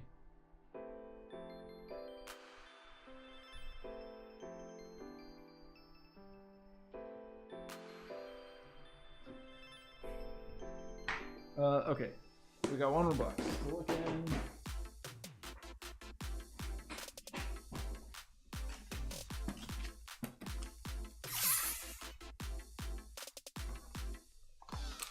Look at this beautiful board I designed to sit on top of this Arduino. It's beautiful and purple. Got a little blue LED on it. I forgot about that. That's a cool one. I don't think there's anything in here I care about. There's some LED strips, some resistors doing who knows what. Some old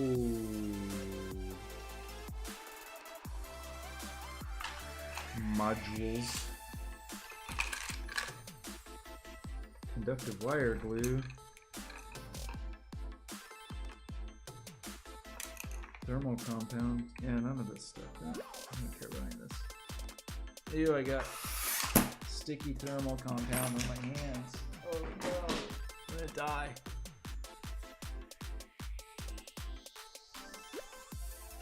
How a laptop can cost as much as a desktop and still be so. I mean, it's expensive because of the miniaturization, right? It's costly. I'm gonna wash this off my hands.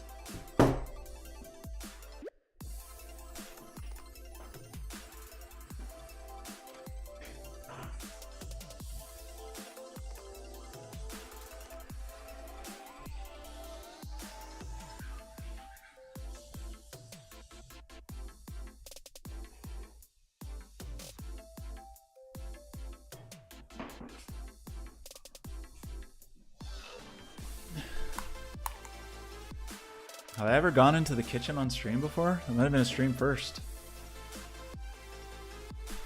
This thing? HP. Man, I don't know. I don't know personally that I would trust HP. Maybe they're a better brand now than they used to be.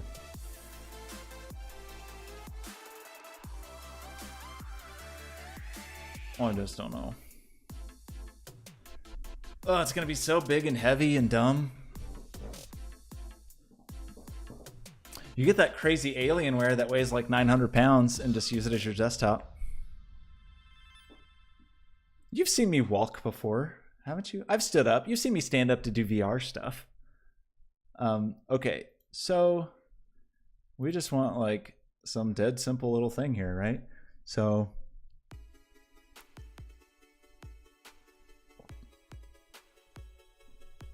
I already got a bunch of little clipped off. I was confused a minute ago when you said 10K when you were talking about your currency, and for a minute I thought you were talking about resistance because I was talking about resistors at that time, and I thought you were telling me to use an 8 to 10K ohm resistor, which was actually correct.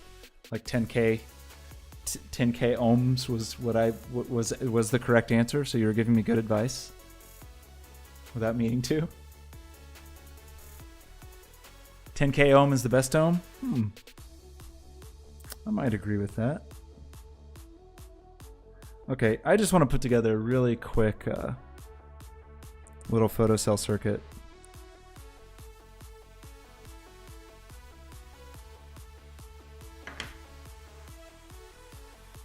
Where was the...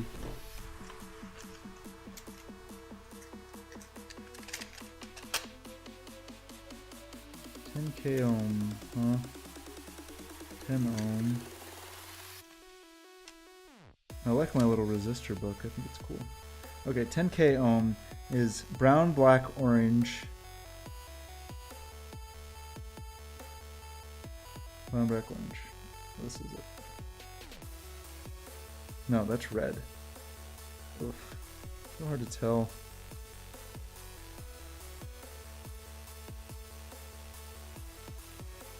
Okay, I gotta learn the numbers again. Do you know off the top of your head the number codes? I used to know them so well, and now I've forgotten. It's a sad story.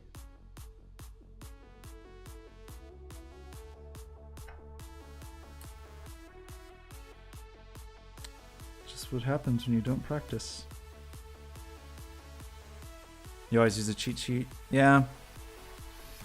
I mean, that makes sense to have a cheat sheet handy, but I knew it once upon a time. Okay, so we just need... Didn't I have jumper cables? These are the wrong jumper cables, because these are... What?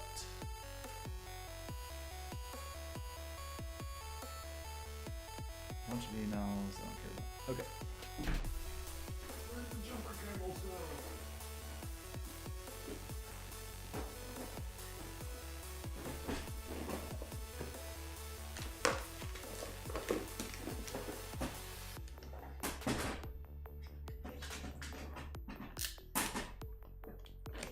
So what do we need?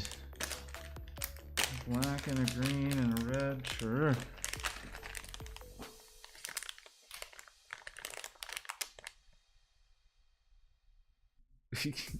That's fair.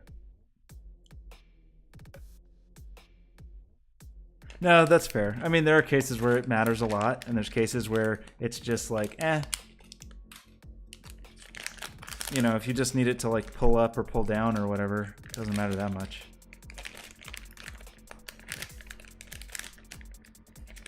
All of these cables seem to be of insane lengths. Okay, so we read where? From the middle? Yeah.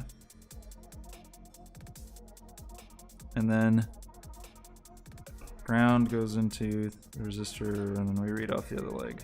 Right, right, right, right.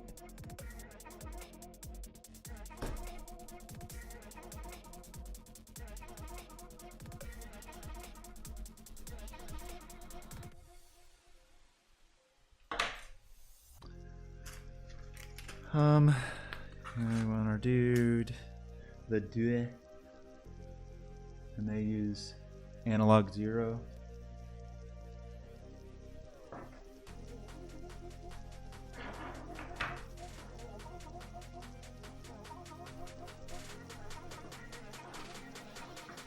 Voltage matter on this? I think it might actually. I'm trying to remember if the Dua. Maybe it doesn't. Due.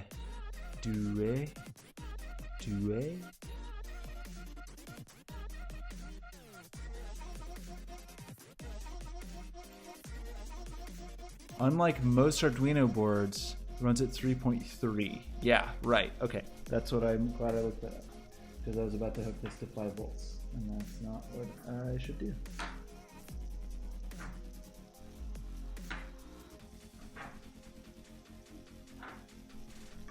Yeah, that's good. Glad I remembered that.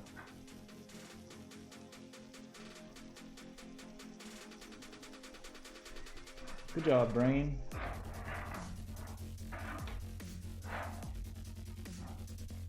Okay, somewhere. Oh no, it's what the Raspberry Pi is plugged into. The Raspberry Pi is plugged into the cable that I need. Oh no.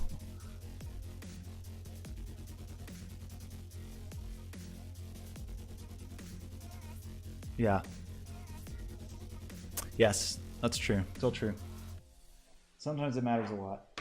In this scenario, I don't think it really matters that much. Actually, probably, I think there really is, like, I don't have this, since I pulled this just out of a random bucket, I don't have the specs on this particular photocell, and maybe there is some appropriate resistor that I'm supposed to be using with it.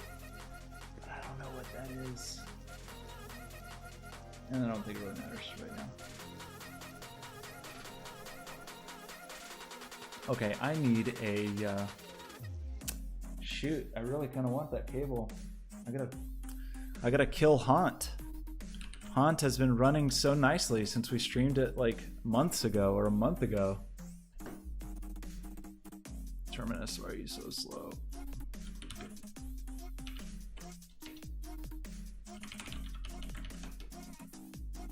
No, I can't even find Haunt. Oh, maybe it was that Terminus can't find it, but like,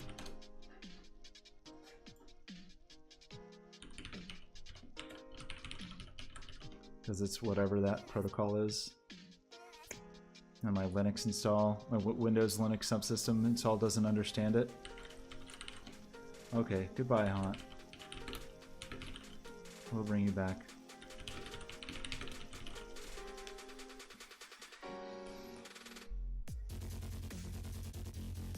I feel like I've paid in the neighborhood of $4,000 for some very costly MacBook Pros. Okay. I think this machine is shut off now, so now we can steal this cable.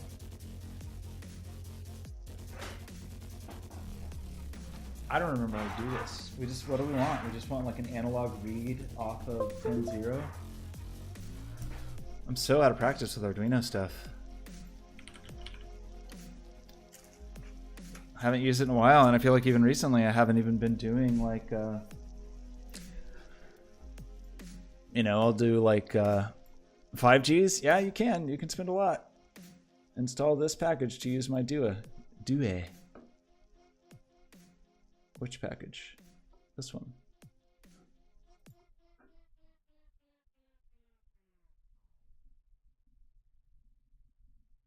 So what I want to do, and this might be a bad idea, is do an analog read and spit it out as like my Y mouse position.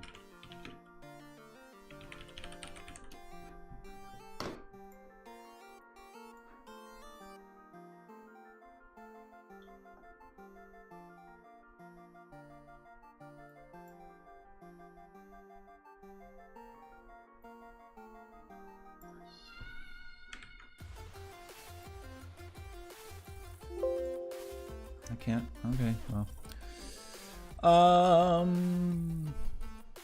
Yeah, I don't know, man. I paid way too much for my last laptop that I hate so much. I'm ready for a new one. I mean, it's this fall will be 3 years, which is kind of the amount of time I budget for when I'm buying a laptop.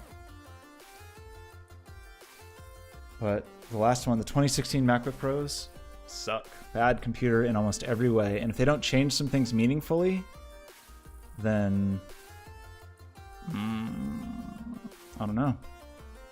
Might not be buying an Apple computer for the first time in almost 20 years.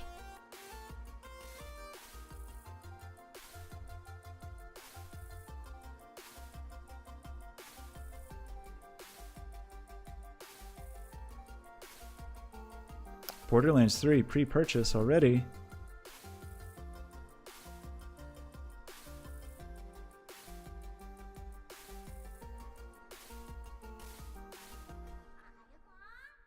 I hate Gmail so much. I miss Google Inbox so much already, largely because of my graduate student alumni list. It has so much noise on it, and I could bundle that with Inbox, and I cannot do it with Gmail, and it drives me insane. It really sucks. Really, Google sucks. This is not the first time they have killed a service that I, found relatively essential and used every day. Sucks. It's a bummer. I have to change my workflow because they decided to kill something that a few years ago they were very insistent on me using, continually, trying to pressure people into using Inbox. And then finally I did it. I was like, all right, man, let's do it. And here we are.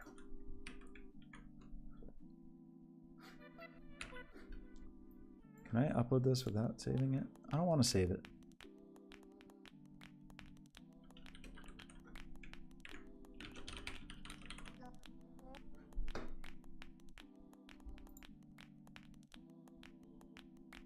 I probably didn't set the... Did I set the ports? Did I do any of those things? It's not the right board. Where is my board? Didn't I just install it? This. The programming port. Did I plug into the right one? No. So first of all, I plugged into the wrong port. So that's cool. I think you can. Now that I think about it, I think we can do that. It might be weird, and it's probably going to be really hard to program. But let's do it. It'll be hard to program because eventually it will take over my mouse, which will be kind of funny.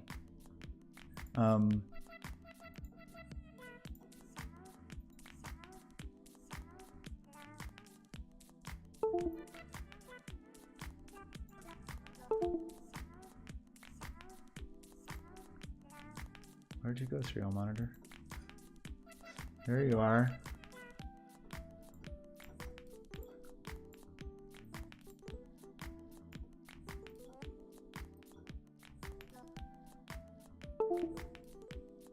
You don't get why they killed it?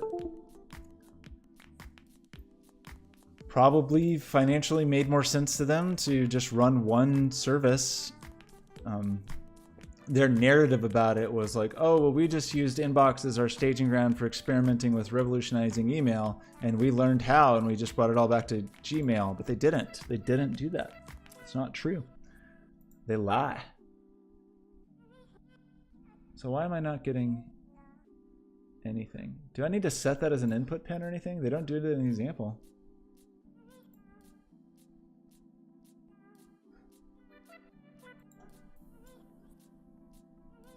And it seems like I should be getting something, right?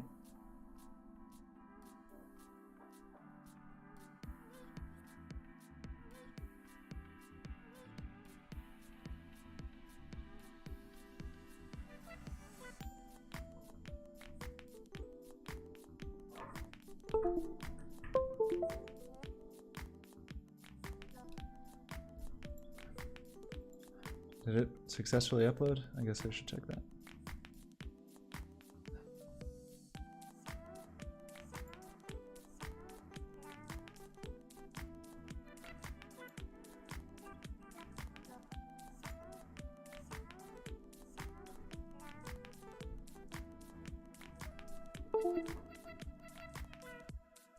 Did I break my board? Maybe my board's broken. It had just been sitting in a closet for a long time, so could be busted.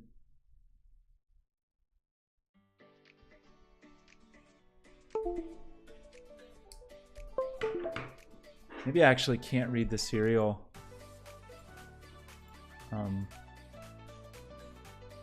over the native port. Maybe it has to be over the...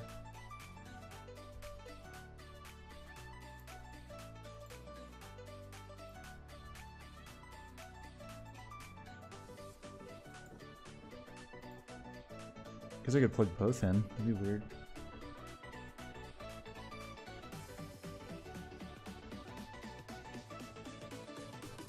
Okay. Okay, so that's just noise. Let me plug some stuff in.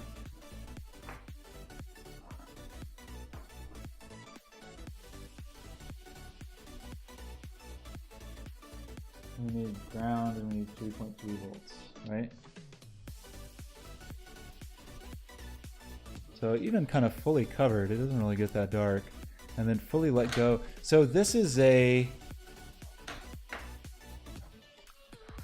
What was the resolution on this?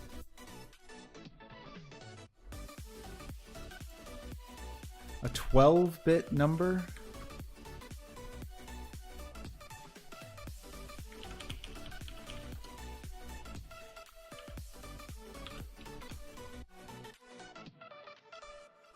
What? This really goes up to 4096? Am I not understanding that correctly? So 12-bit number seems like it should go up to 4096, right? Wrong?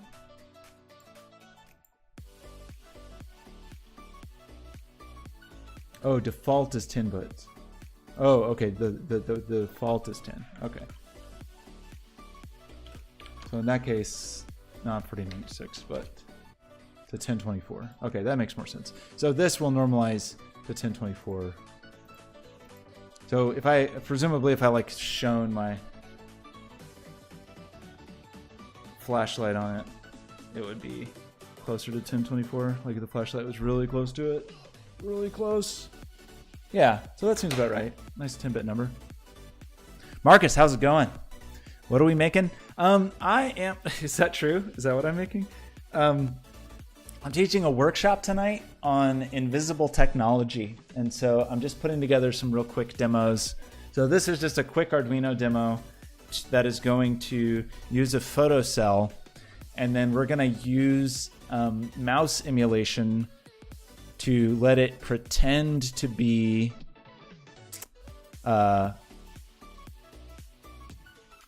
not to like let the photocell pretend to be mouse input, basically, is going to be our plan, I think. So we'll like get this value and then we need to divide it by 1024, which hopefully that will be floating point. Maybe I need to like trick it into being floating point.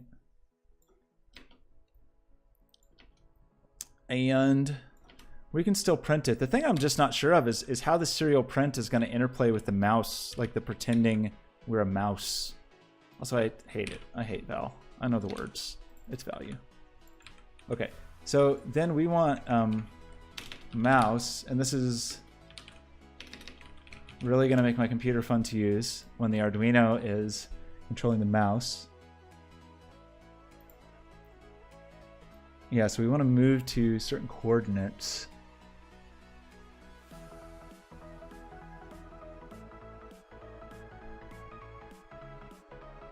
But how am I gonna know this?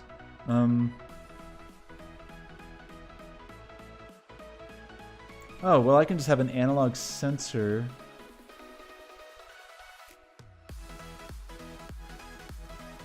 Okay, so read axis? Or is that something they wrote? Oh, it's a big pain in the butt.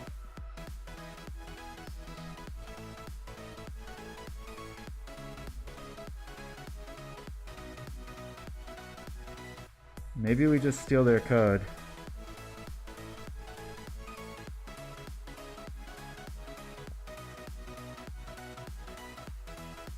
This is pretty weird though, right? Because mouse moves are like a relative thing. Yeah, relative to the cursor's current position, so that's gonna be a little weird, right?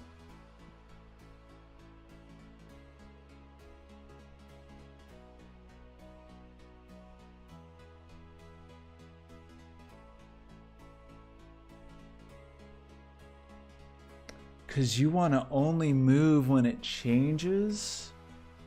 That's a little weird.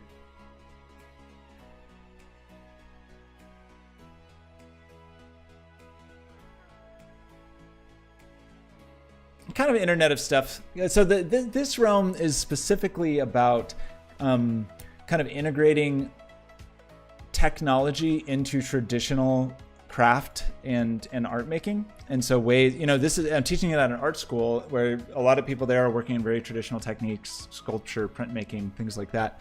And I want to give them ways to like integrate some technology into that and show them some tools and how they can kind of hide the technology. So like a photocell example is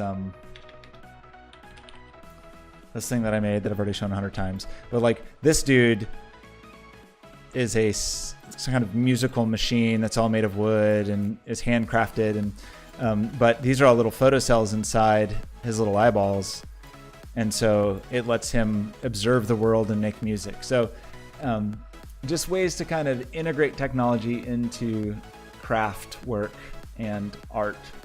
And I was gonna this week is really kind of just talking about theory and talking about the basics, and then next week is going to be a little more hands-on.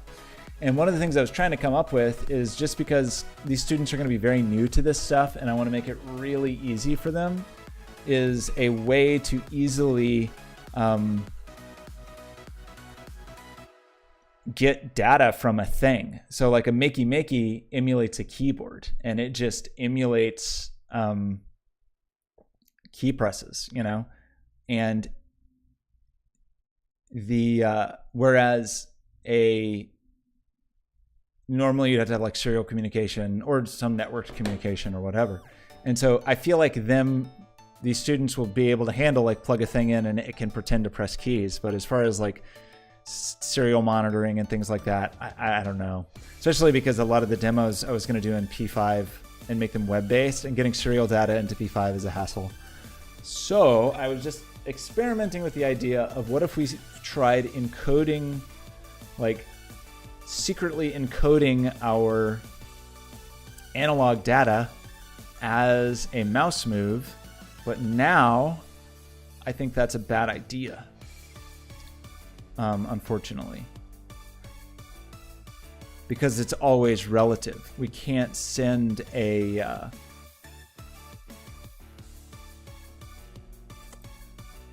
can't send like some finite value that would be easy to control. We would have to send controls the mouse from 5 push buttons. Just relative movements, which are not as exciting. Like this more, moves by 40 just based on what the changes are. And so that my idea, which was to encode like our analog sensor data into mouse data, I think was unfortunately a dumb idea. Maybe. Unless we're always just sending a delta, which our delta would be noisy. We also don't even know what the origin is.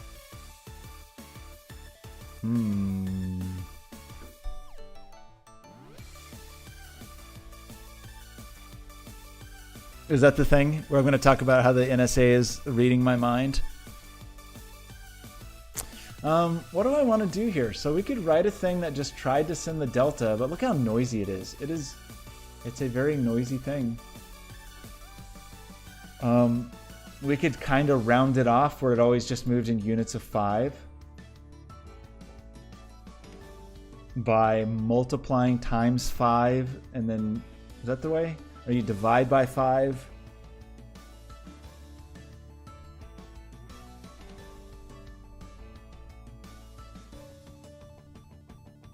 Well, even more than 5, actually. More like every 50. So divide by 50, round, and then multiply by 50. I don't know. This might just be a bad thing. Wish you could follow the workshop. Well, all the notes that I'm putting on, I'll throw up online. So most of the stuff will be available. If you watch the VOD of this, you can kind of see the early brainstorming. I mean, basically what I do is I brainstorm the whole thing on stream, and then I just go do the workshop, and it's more hands-on. Although this week is going to be less hands-on, next week will be more hands-on. So mod it. I don't want to mod it. I want to round by a specific interval, and I think in that case you do like if I wanted to do, I think it's divide by 50.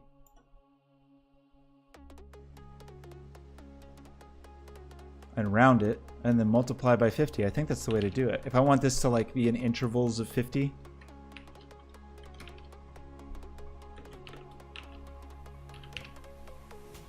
Oh, I don't remember. How do you round something? On an Arduino. Is it just round? Or maybe like a floor? Oops, I didn't mean to quit that. I can't use computers.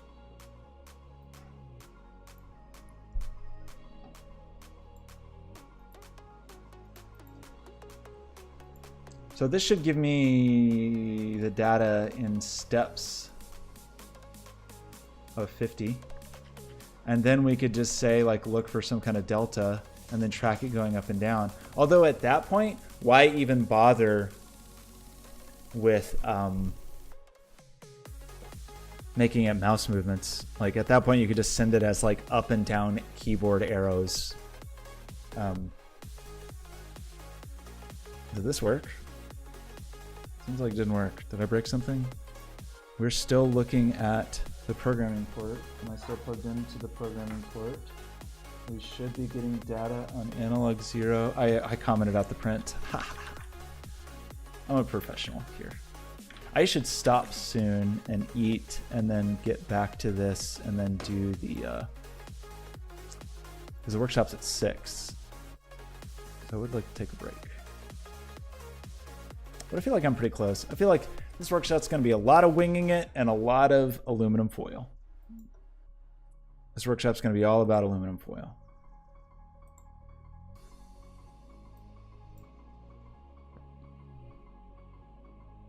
Okay, so now it should go 50 by 50. Yeah. So it'll only step, which is still pretty noisy. I mean, it's definitely still noisy. But at least I can go up and down, and I could get kind of like the delta, and if the delta was positive per read. Okay, so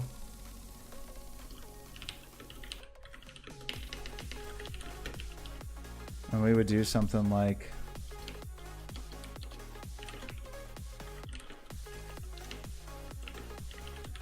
if the value is not, so now we're just going to say if the value is not equal to the last value, then do that. And then otherwise last value equals value. So now we're only going to see changes, and then we'll get the delta. And this is always going to be an integer, isn't it? Int delta equals.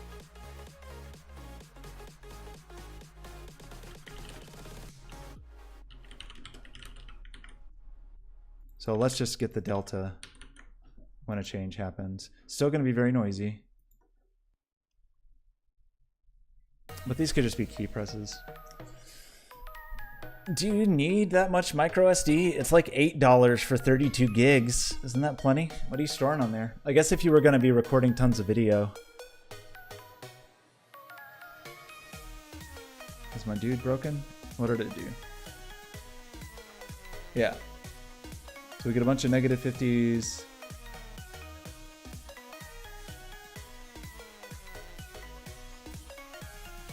But it still hops around a lot. I mean, we might even want to just round it, like, make it 100. And then, because even this, it jumps around really substantially.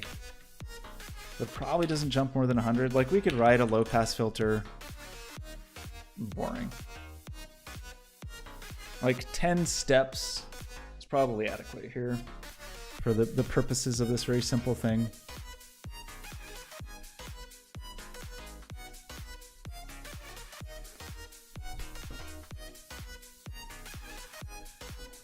This seems like I have a problem in my code, though. Why is there that? How do we alternate that much?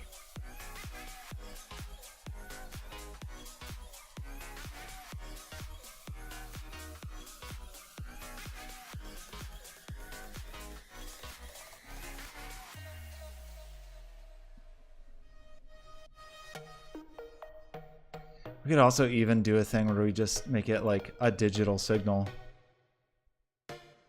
That might be really the easiest thing. Just make it digital and just say, like, if this is below whatever, like if it's below 200,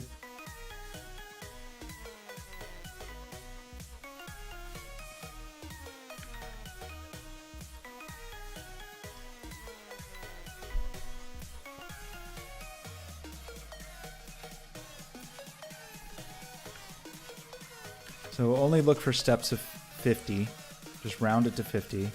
If value is not equal to the last value, do the thing. And then in here we could just say if value is less than 200. Well, no, we don't even want that, kind of. We only really want that to happen if, like, last value was greater than 200 and this value is less than 200. So, like, if, like, value is less than 200 and the last value is greater, or we would just track, like, when we were on or off. Oh no. What is this? I look like a monster. Look at the bags under my eyes. I need a haircut. This is pretty weird. Beautiful. Thank you, Life is Yours, for this beautiful slice of my life. You know what? I'm not feeling great about this. Okay, I would just have to think about this. This is just annoying. So my idea was a bad idea. The idea of trying to use the photocell and use mouse. Oh, but joystick axis might be better. Is that a thing that would make more sense? Is that a thing that is possible? Like, can we only act like a...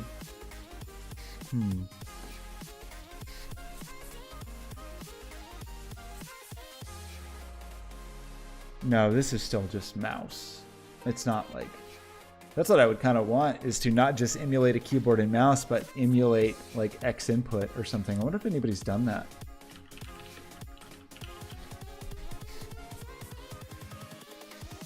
Here we go.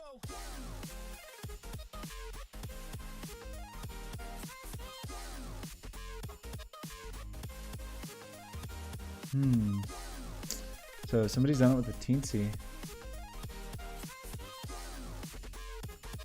Arduino Micro.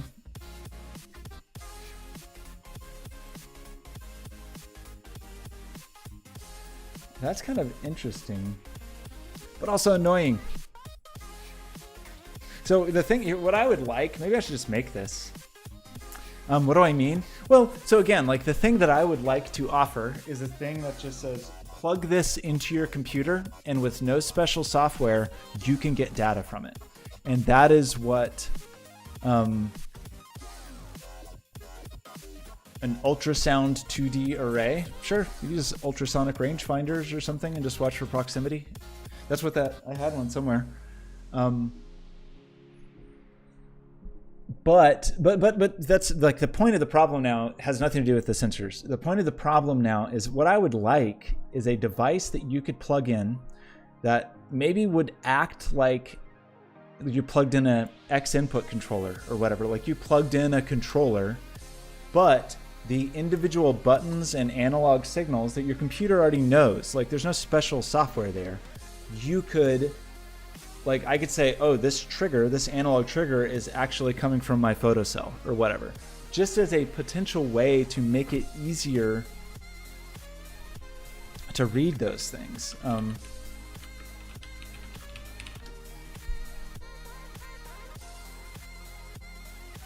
Because I feel like there's a gamepad API. Because then you could use the gamepad API and potentially send analog signals straight to your web browser from custom hardware without needing custom software. And maybe that's crazy. Maybe we just don't. Like maybe that's too much trouble. But I feel like that would be a fun, cool thing for people, is to just not have to worry about the like custom, let my custom hardware talk to my software, but do it without needing serial communication, to use something that the computer already understands. And I just haven't seen that.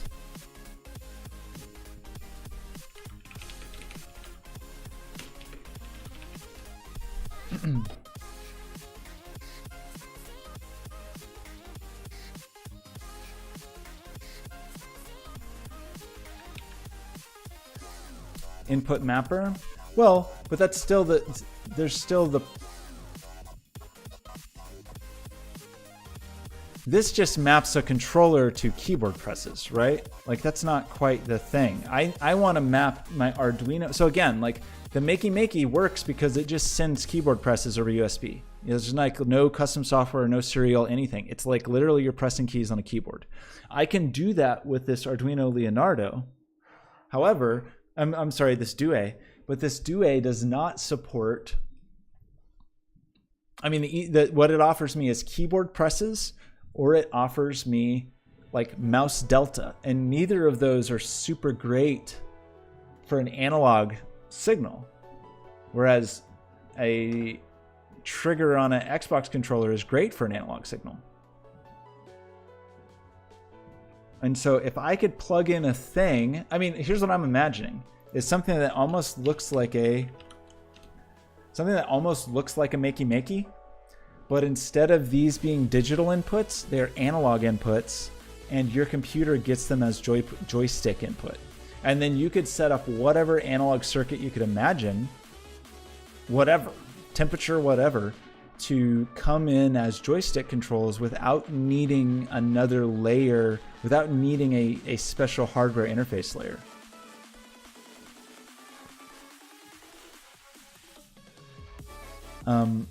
So people have talked about it.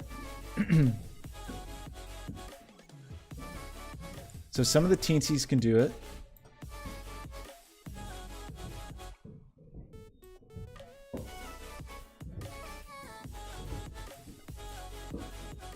The person vacuuming just loves to slam the vacuum into the walls. It's awesome.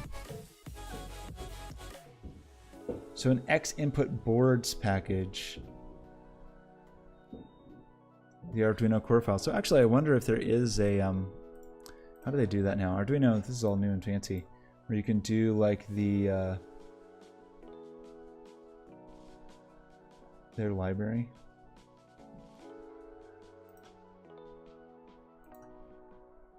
One problem with X input is, I mean, maybe you'd want direct input and not X input so they could use it on not just Windows. So a layer for emulating an Xbox controller over USB. So that sounds kind of like what I want.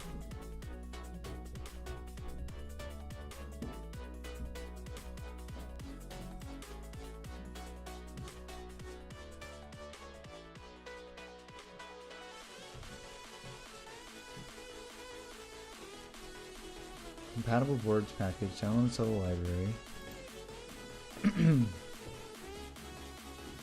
Yeah, 2 analog joysticks, 2 analog triggers. That's pretty cool. That's kind of what I want. Is a way to say like, hey, check it out. This photocell is a joystick access or what axis. That feels to me like an easy way. Like that would be so easy to get sensor data into Unity, and then potentially with this gamepad API, a very easy way to get Arduino data into a web browser without needing a bunch of extra crap. The only unfortunate part is that it's pretty limited in terms of what hardware works. Not a complete list. Supported boards. There's a fair number of boards here. So maybe there's some of these. I think there are some yuns. I don't know how to say that word. Why is the Due not here?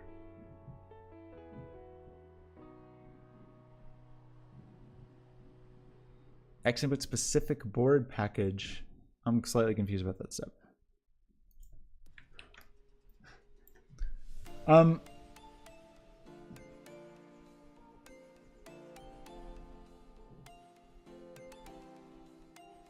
Oh, is this like using a mouse, doing something with a mouse? I mean, but still, like a mouse emulating a PSD device, a mouse is just a delta. And I don't want a delta. I want like an actual read. I want an actual analog read. And a mouse will not give me that. I could fake it, you know, just by continually getting the delta. It would suck, right? Because it's coming over my mouse. Like my actual mouse plugged into the computer, so my mouse pointer would be doing this all the time, like as new data came in. But this is a way, I don't exactly know with this. This seems more like a way to hook a PS2 mouse into an Arduino rather than, but I think mouse is not the solution here because mouse is going to give me a delta. I wonder why my Due is not here. It's kind of cool that you can make a makey do it. I wonder how much all these things cost. Teensies are pretty cheap. I think teensies are $10 to $20. Well, that one's 30, 24, 19, 11 bucks. The low-cost teensy can do this, which is pretty cool. So you could set up some weird analog thing with a low-cost teensy, make it act like X input, and be able to instantly control Unity or a P5 sketch or whatever. Just like you were using an Xbox controller. Kind of into it. I don't even know.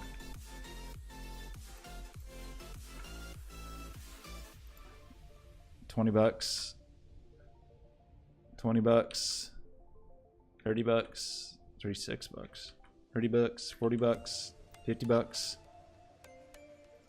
Kind of crazy that this one costs the most. I guess that's just the nature of what it is, but it's like the simplest thing costs the most money. Oh, okay. Oh, those will cost too much money. Okay, what's a bummer is I do not personally own any of these. Kind of unfortunate. $20. Retired. Oh, this thing was kind of it. Yeah, this thing kind of is almost the thing I'm talking about here.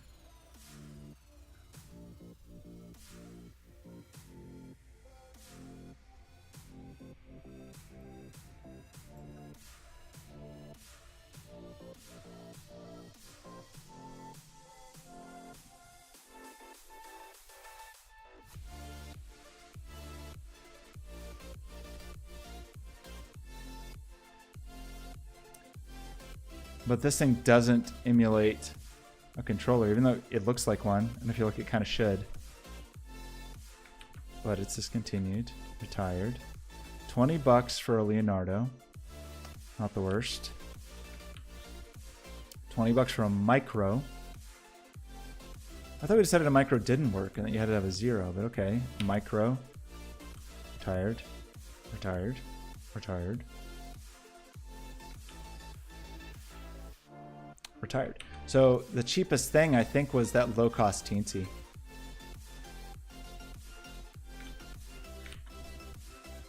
How up-to-date is this also? Is that this? Is that the right one? 9 days ago. So fresh.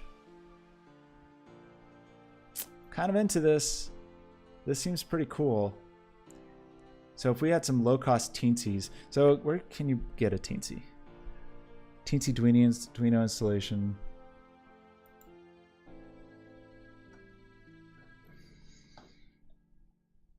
I mean, maybe I'm barking up the wrong tree with this, but this seems like kind of a cool thing. But I can't do it at this moment because I don't have the stuff. Hello. I made... Well, again, this is an Uno, so an Uno cannot emulate a USB device. Unless you, maybe you can hack it to do it. But in general, an Uno cannot pretend to be a USB device. Maybe he's done some crazy things with the bootloader. Because I wonder if he's really doing this. My assumption would be that he has some intermediate software that is interpreting. Maybe I'm wrong. You think he's really got it going without some intermediate piece? Yeah, he has emulation software. So what I'm talking about is having the hardware actually show up to the operating system as a real controller. Like, I don't want any custom software. It's kind of the whole point here. Like, I want the software to just be like, hey, we're good. Maybe I'm wrong. Maybe that's not what he's doing. But that's kind of what it seems like he's doing at a glance.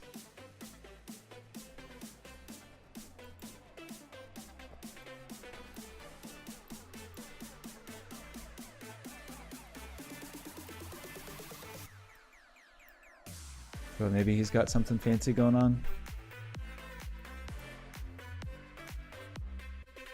Yeah, but I don't want, maybe serial, but I don't want serial. I don't want serial. I want to show up like a USB device, the same way my mouse is, my keyboard, the X input. I don't want, no serial, no custom protocol or communication.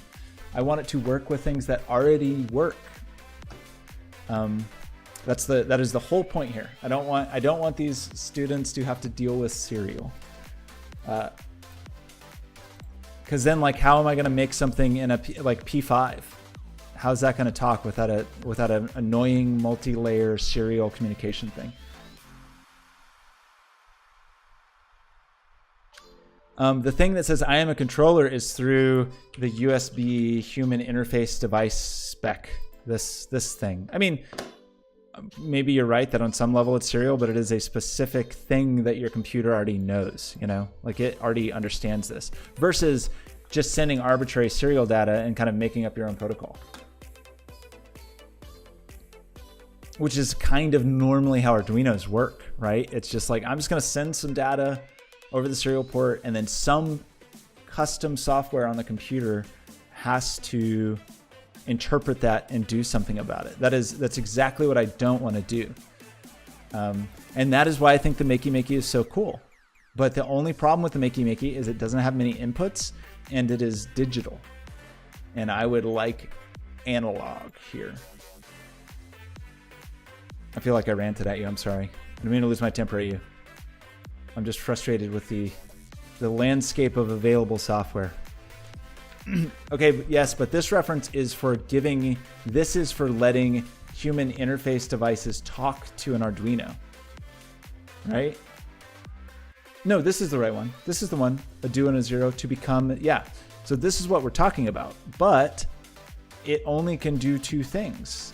As far as I know, it can move the mouse and it can type keyboard keys, but mouse move is not good enough because it's a delta and I want my own value like I would get from X input. So like a keyboard is not what I want.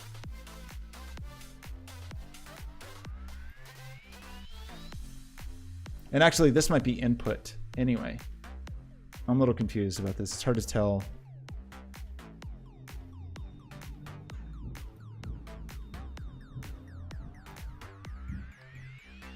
It's just not very clear. Which way? Which direction?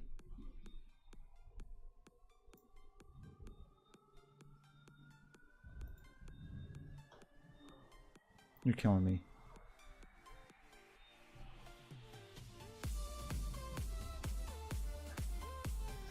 Here, gamepad? On this? Where? Where did you see gamepad? On here? I think this is to get data into your Arduino. But maybe not.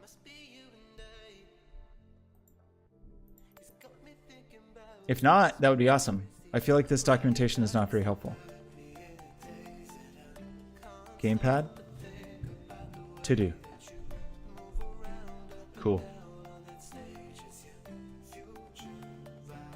Awesome. It's a good website. Improved keyboard.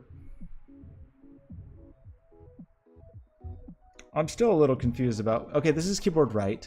So this is correct. This is output. MIDI. MIDI USB could be cool, but for driving, you know, MIDI software, not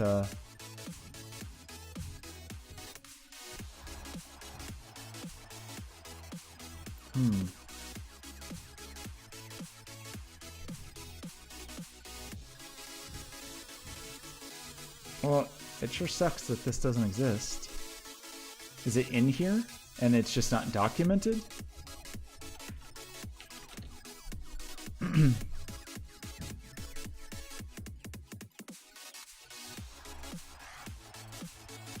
Okay. So how do you make this work, though? Oh, yes, good. Yeah, let me just check this link. Great. It's going to be very helpful. Cool. 2015. Not promising. But that other project seemed more promising than this. That X input project did seem reasonably promising. The issue is that you are limited in terms of which Arduinos you can use. I think, unless there's some fancy way to make this work. Okay. Is this the deal? You can use an Uno if you do this specific thing? So you have to... I don't really want to get into reflashing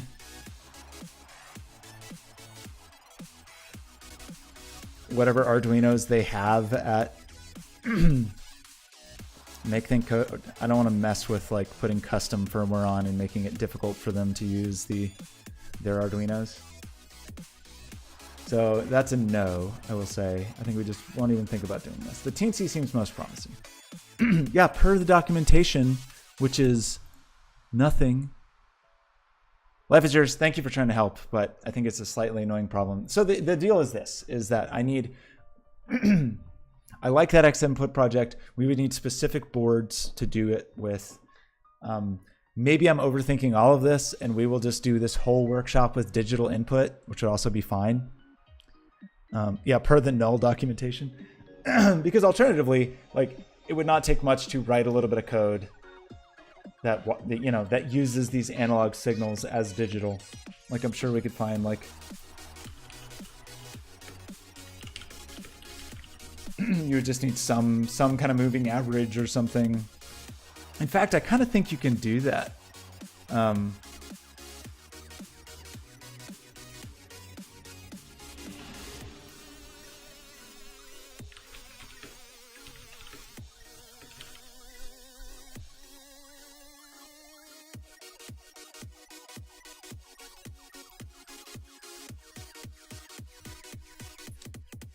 I thought there was some trick. Like some threshold.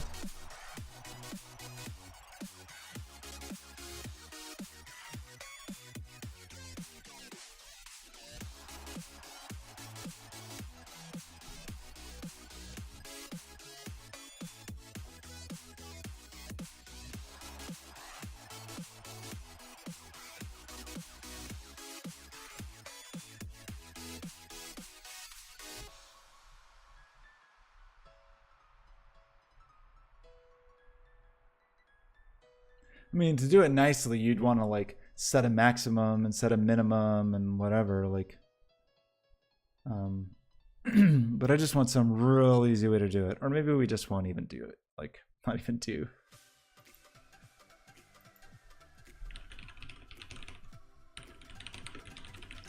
Just want to use a, yeah, Photocell is digital input. Surely somebody's done this.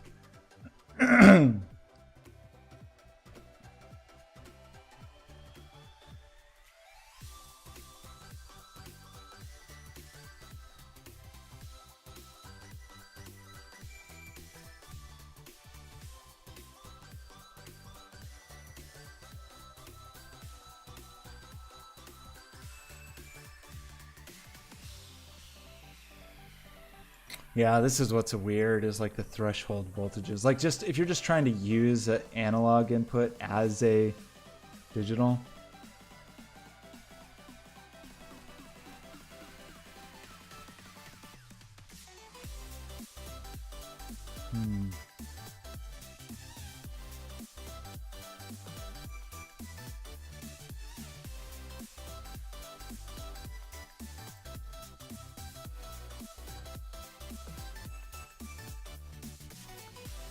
So if it's greater than 2 volts, so that would essentially be the threshold. It's just so swimmy. So, you know, if you just wanted to like hold your hand over something and get a really easy,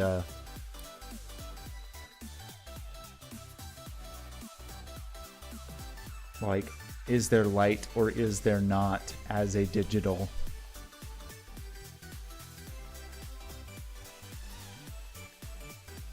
That's my buddy. I mean, it seems like an interesting project. Seems like it hasn't been maintained super well, but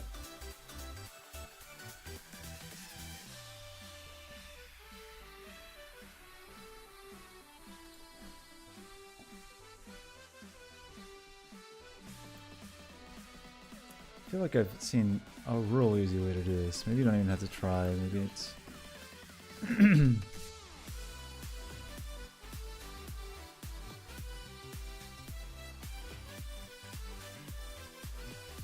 I don't know, man. I think I don't care for today because I think today is really just going to be makey. All about makey. Is we'll get some tinfoil, we'll make hats, we'll hook all our hats together with chains of tinfoil, let us touch the hats, and then have the hats play sound. I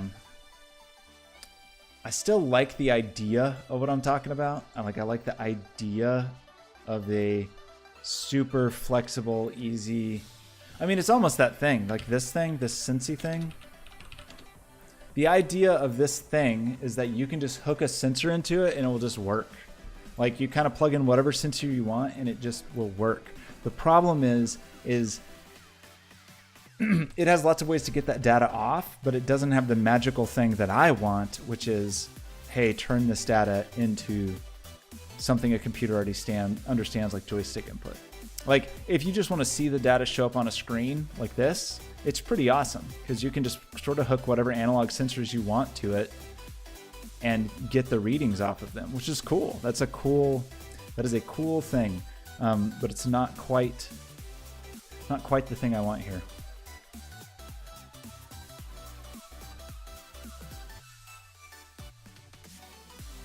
This is my dude, Dean. What do you you don't love this website? Buttload, cool.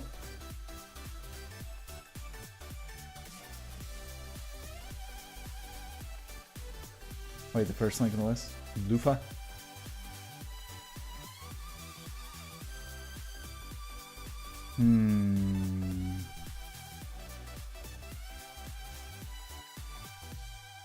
I mean, realistically, maybe so here's the problem. I may just be like moving a problem from one place to another because, yeah, this like kind of solves the problem of getting data in onto a computer from the device, but then you still have to be able to do something with the gamepad input or whatever. And that is not like very conducive to what we're talking about. Like if we're just thinking in terms again of just invisible technology, like showing a thing on the screen, not great. So I may just table this idea. It's still a thing I'm interested in, but I'm probably going to table it for now. And I'm going to say that the things we are going to deal with are going to be digital. And I'm also going to say that because when we start looking at if this, then that, it kind of wants like digital things, like I hit a webhook or I pressed a button or whatever, like discrete actions. So I'll talk about the other stuff, and maybe we'll do some of that stuff next week. I'm going to kind of just talk to the class today and say like, hey, what do you people want to learn? Everybody, what would be fun? So yeah. So I'm trying to decide, maybe I'll just kind of just want to put together a very quick Tone.js demo. A bad start to a class? No, the start to the class is this. The start to the class is, this whole class is talking about it. And then at the end, we will do the demo. And then I will say, okay, your homework for next week is look at some creative project you're interested in and come back with ideas or questions about how you would like to integrate technology into it. So like, for example, if somebody's like, oh, I'm a printmaker and I want to make it so that if someone takes a picture of one of my prints, blood pours out, you know, whatever. Like every time someone takes a photo of this, blood will pour out all over their face. And then we can like be like, cool, let's talk about how we would do that circuit. The question is kind of for next time, if I am thinking of next time being more of a hands-on thing, I unfortunately don't have enough makey-makeys for everybody. So I need a way that is low friction for people that don't really know how to deal with hardware and don't really know how to program.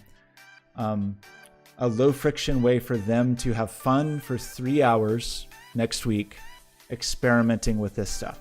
I feel pretty good about today. Like today is like, you know, feel like we kind of got it. Maybe next week is when we bust out the stuff like the copper tape and the conductive ink and stuff like that. Could be a thing to do. Maybe the whole thing is based on makey-makey. Again, just the issue is we don't have very many makey-makeys. The solution, the lifesaver will be if we have a bunch of teensies or something like that at MakeThink Code that I can just crank out and make them all into makey-makeys, then we're golden. Then just everybody, like all next week is just going to be us doing weird makey-makey stuff, right? Actually, you know, one question about that is,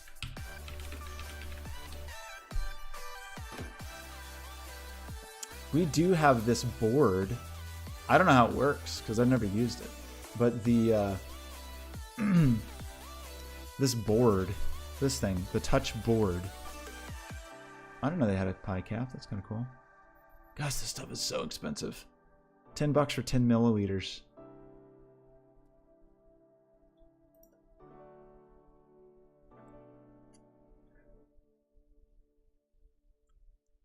So my dude here, what are they sending? This almost looks like they're sending MIDI if they've got a keyboard.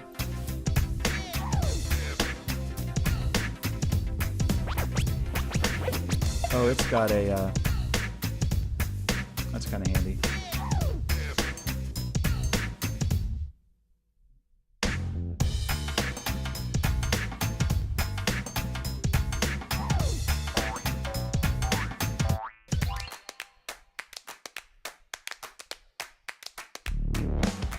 Yeah, so that's putting, I think they just put a bunch of sound clips on an SD card. So this, oh, that was weird. I don't know about putting ink directly on the thing. That seems weird. Okay, did you see that? That was getting analog. That must have just been a processing sketch though.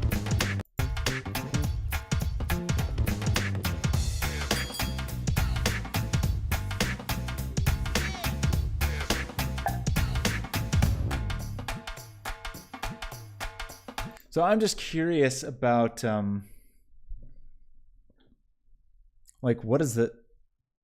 Yeah, it's an Arduino. Just like what the stuff is. Like, how do you play the MP3s, for example? Black paint and pencil lead. There's lots of, yeah, for sure. You can like, definitely possible to make your own cheap conductive ink. You can also just scribble hard with a soft pencil.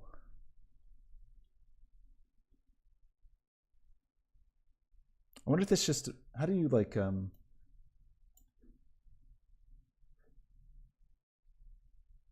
gotta put it on an SD card.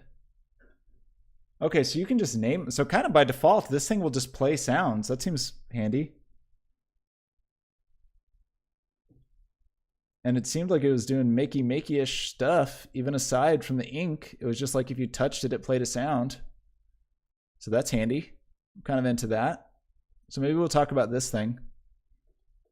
This may be more of a next week thing. Like maybe next week is when we like some of the stuff that I talk about of like hard materials and soft materials and stuff to play with and whatever. I just need to, we got to figure out how we want to do that. What's a conductive thing that you could cut on a laser cutter?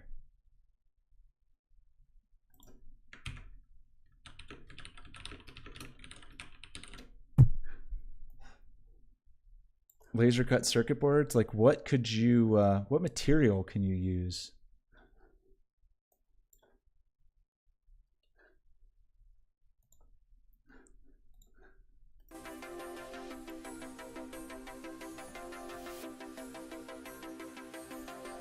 Like what did they cut here?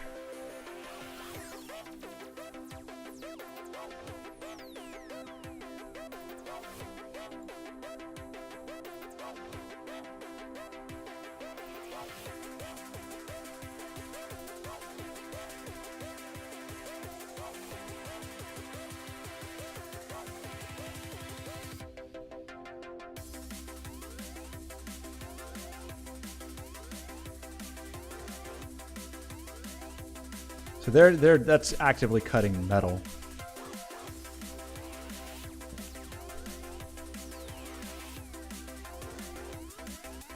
But you could cut stencils. You've got stencils on the laser cutter and then use it with that unimaginably expensive conductive ink. Man, that stuff costs a lot of money. It's cool. It costs a lot of money.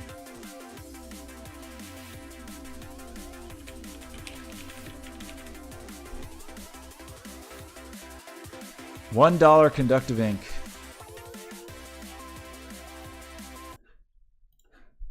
Colored, non-toxic water paint, normally used by children in schools.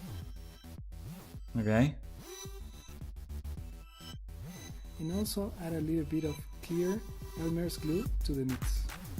These two ingredients will thicken your conductive ink. They will give it a deeper black color and more consistency. Okay. And now you're ready. Just stir your ink a little bit every time you want to use it so that the carbon particles are evenly distributed. Hey, what happened to the carbon? Where was the carbon? So today we're going to show you how to make your own $1 do-it-yourself conductive ink. This is a great project for kids and anyone interested in learning the basics of electronics and electronic circuits. Conductive ink is a great way to draw circuits on paper, cardboard, wood, etc. And this is a very cheap way to do it. You can use the remains from your fireplace or the weekend's barbecue. So first, you start your fire and you let it brown until the end. The next day, you will have only charcoal left. Charcoal is mostly made out of carbon. Some pieces don't get burned as much during a fire, and some pieces of wood get all their water and other substances. Next step. What we'll do next, large pieces left. This is cool, but I'll pay $2 if I don't have to start a fire. Like, what do we got here? Wood glue. What do we got here? Yeah, graphite powder was what I was thinking. Like graphite powder that you get to like for I was about to say like lubricating. Yeah, a sack of charcoal, but I feel like graphite powder, like I'm sure we'll make a mess. But graphite powder that you get to lubricate door locks, because that stuff's not very expensive.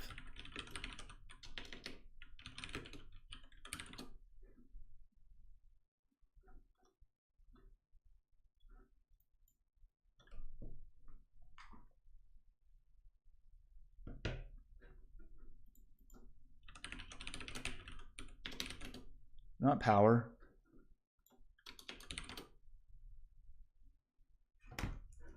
Yeah, like $6. Like we can manage this.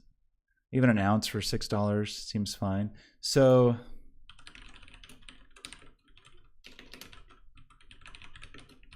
we want to make conductive paint with graphite powder.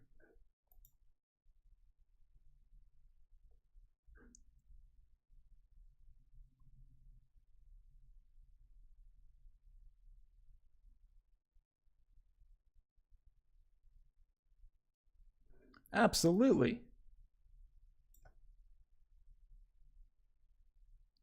So these people are just mixing glue.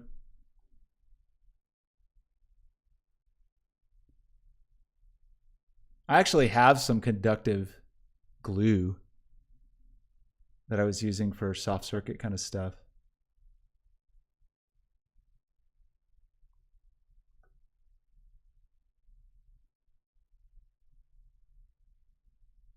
But they're just using it for like contacts. I want to use it. I would like to have it liquid enough.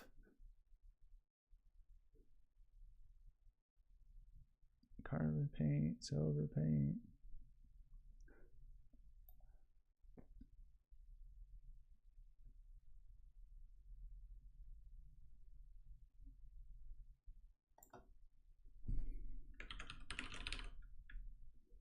Relatively coarse.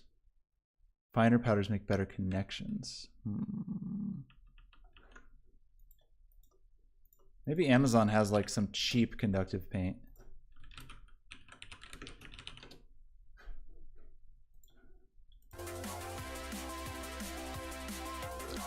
Wood glue and graphite powder might be the easy way. Unless there's just like 10 milliliters, $10. Carbon conductive coating. Can I just paint with this? $25 for 50 milliliters. Graphite conductive paint for electroforming copper.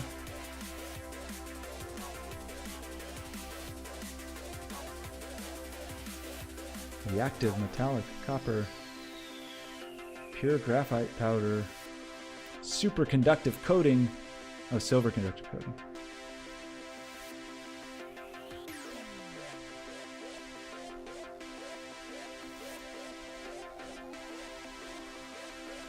I'll look tonight and see how much they have. Maybe if nobody's using the bare paint there, we can just use it. Nickel-coated conductive microspheres. Finally. Ooh, conductive hot glue would be cool. I don't know. Well, this would all be next week stuff, so I'm not too worried about it at the moment. People don't love this costly paint. I'm shocked. Okay, do I need to make any demos? I kind of don't feel like it because we have the simple makey demos, and then it would not take much work to quickly throw together a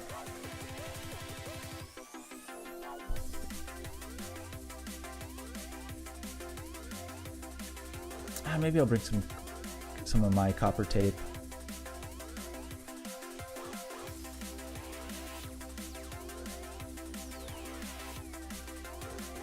I have to think about that. Anyway. Okay, I think I'm done streaming for the moment. I know that was a weird meandering stream, but it was a brainstorming stream. So I think I got a thing. I'm still not totally sure of exactly what I want to do for next week. I think it's going to be like a hands-on kind of thing. And I will bust out some... You like the brainstorming streams? I'm glad you like it. I kind of feel like a lot of people don't. We'll do some... Maybe grab some conductive fabric or conductive threads or whatever. Like I'll just pull stuff out of the closet and we will just try to make things with them, probably with the makey and that little bare board. And then the make or break deal is kind of if I can have some kind of device for every student in the class to use, I will feel I feel like I'm in good shape. Okay, so I am gonna go eat and do stuff. I might do a quick short stream before the workshop, but probably not. I might just take it easy for the day. Maybe I'll stream tonight doing something else. Probably not, because the stream's till 9. I do want to do a stream about the new Unity release, though. That's a real thing. Okay, I think I'm good. Life is yours. Thank you for hanging out. Thank you for brainstorming. Thank you for tolerating my rants when I got impatient. And I will we'll do this again soon. I will talk to you all next time. Goodbye.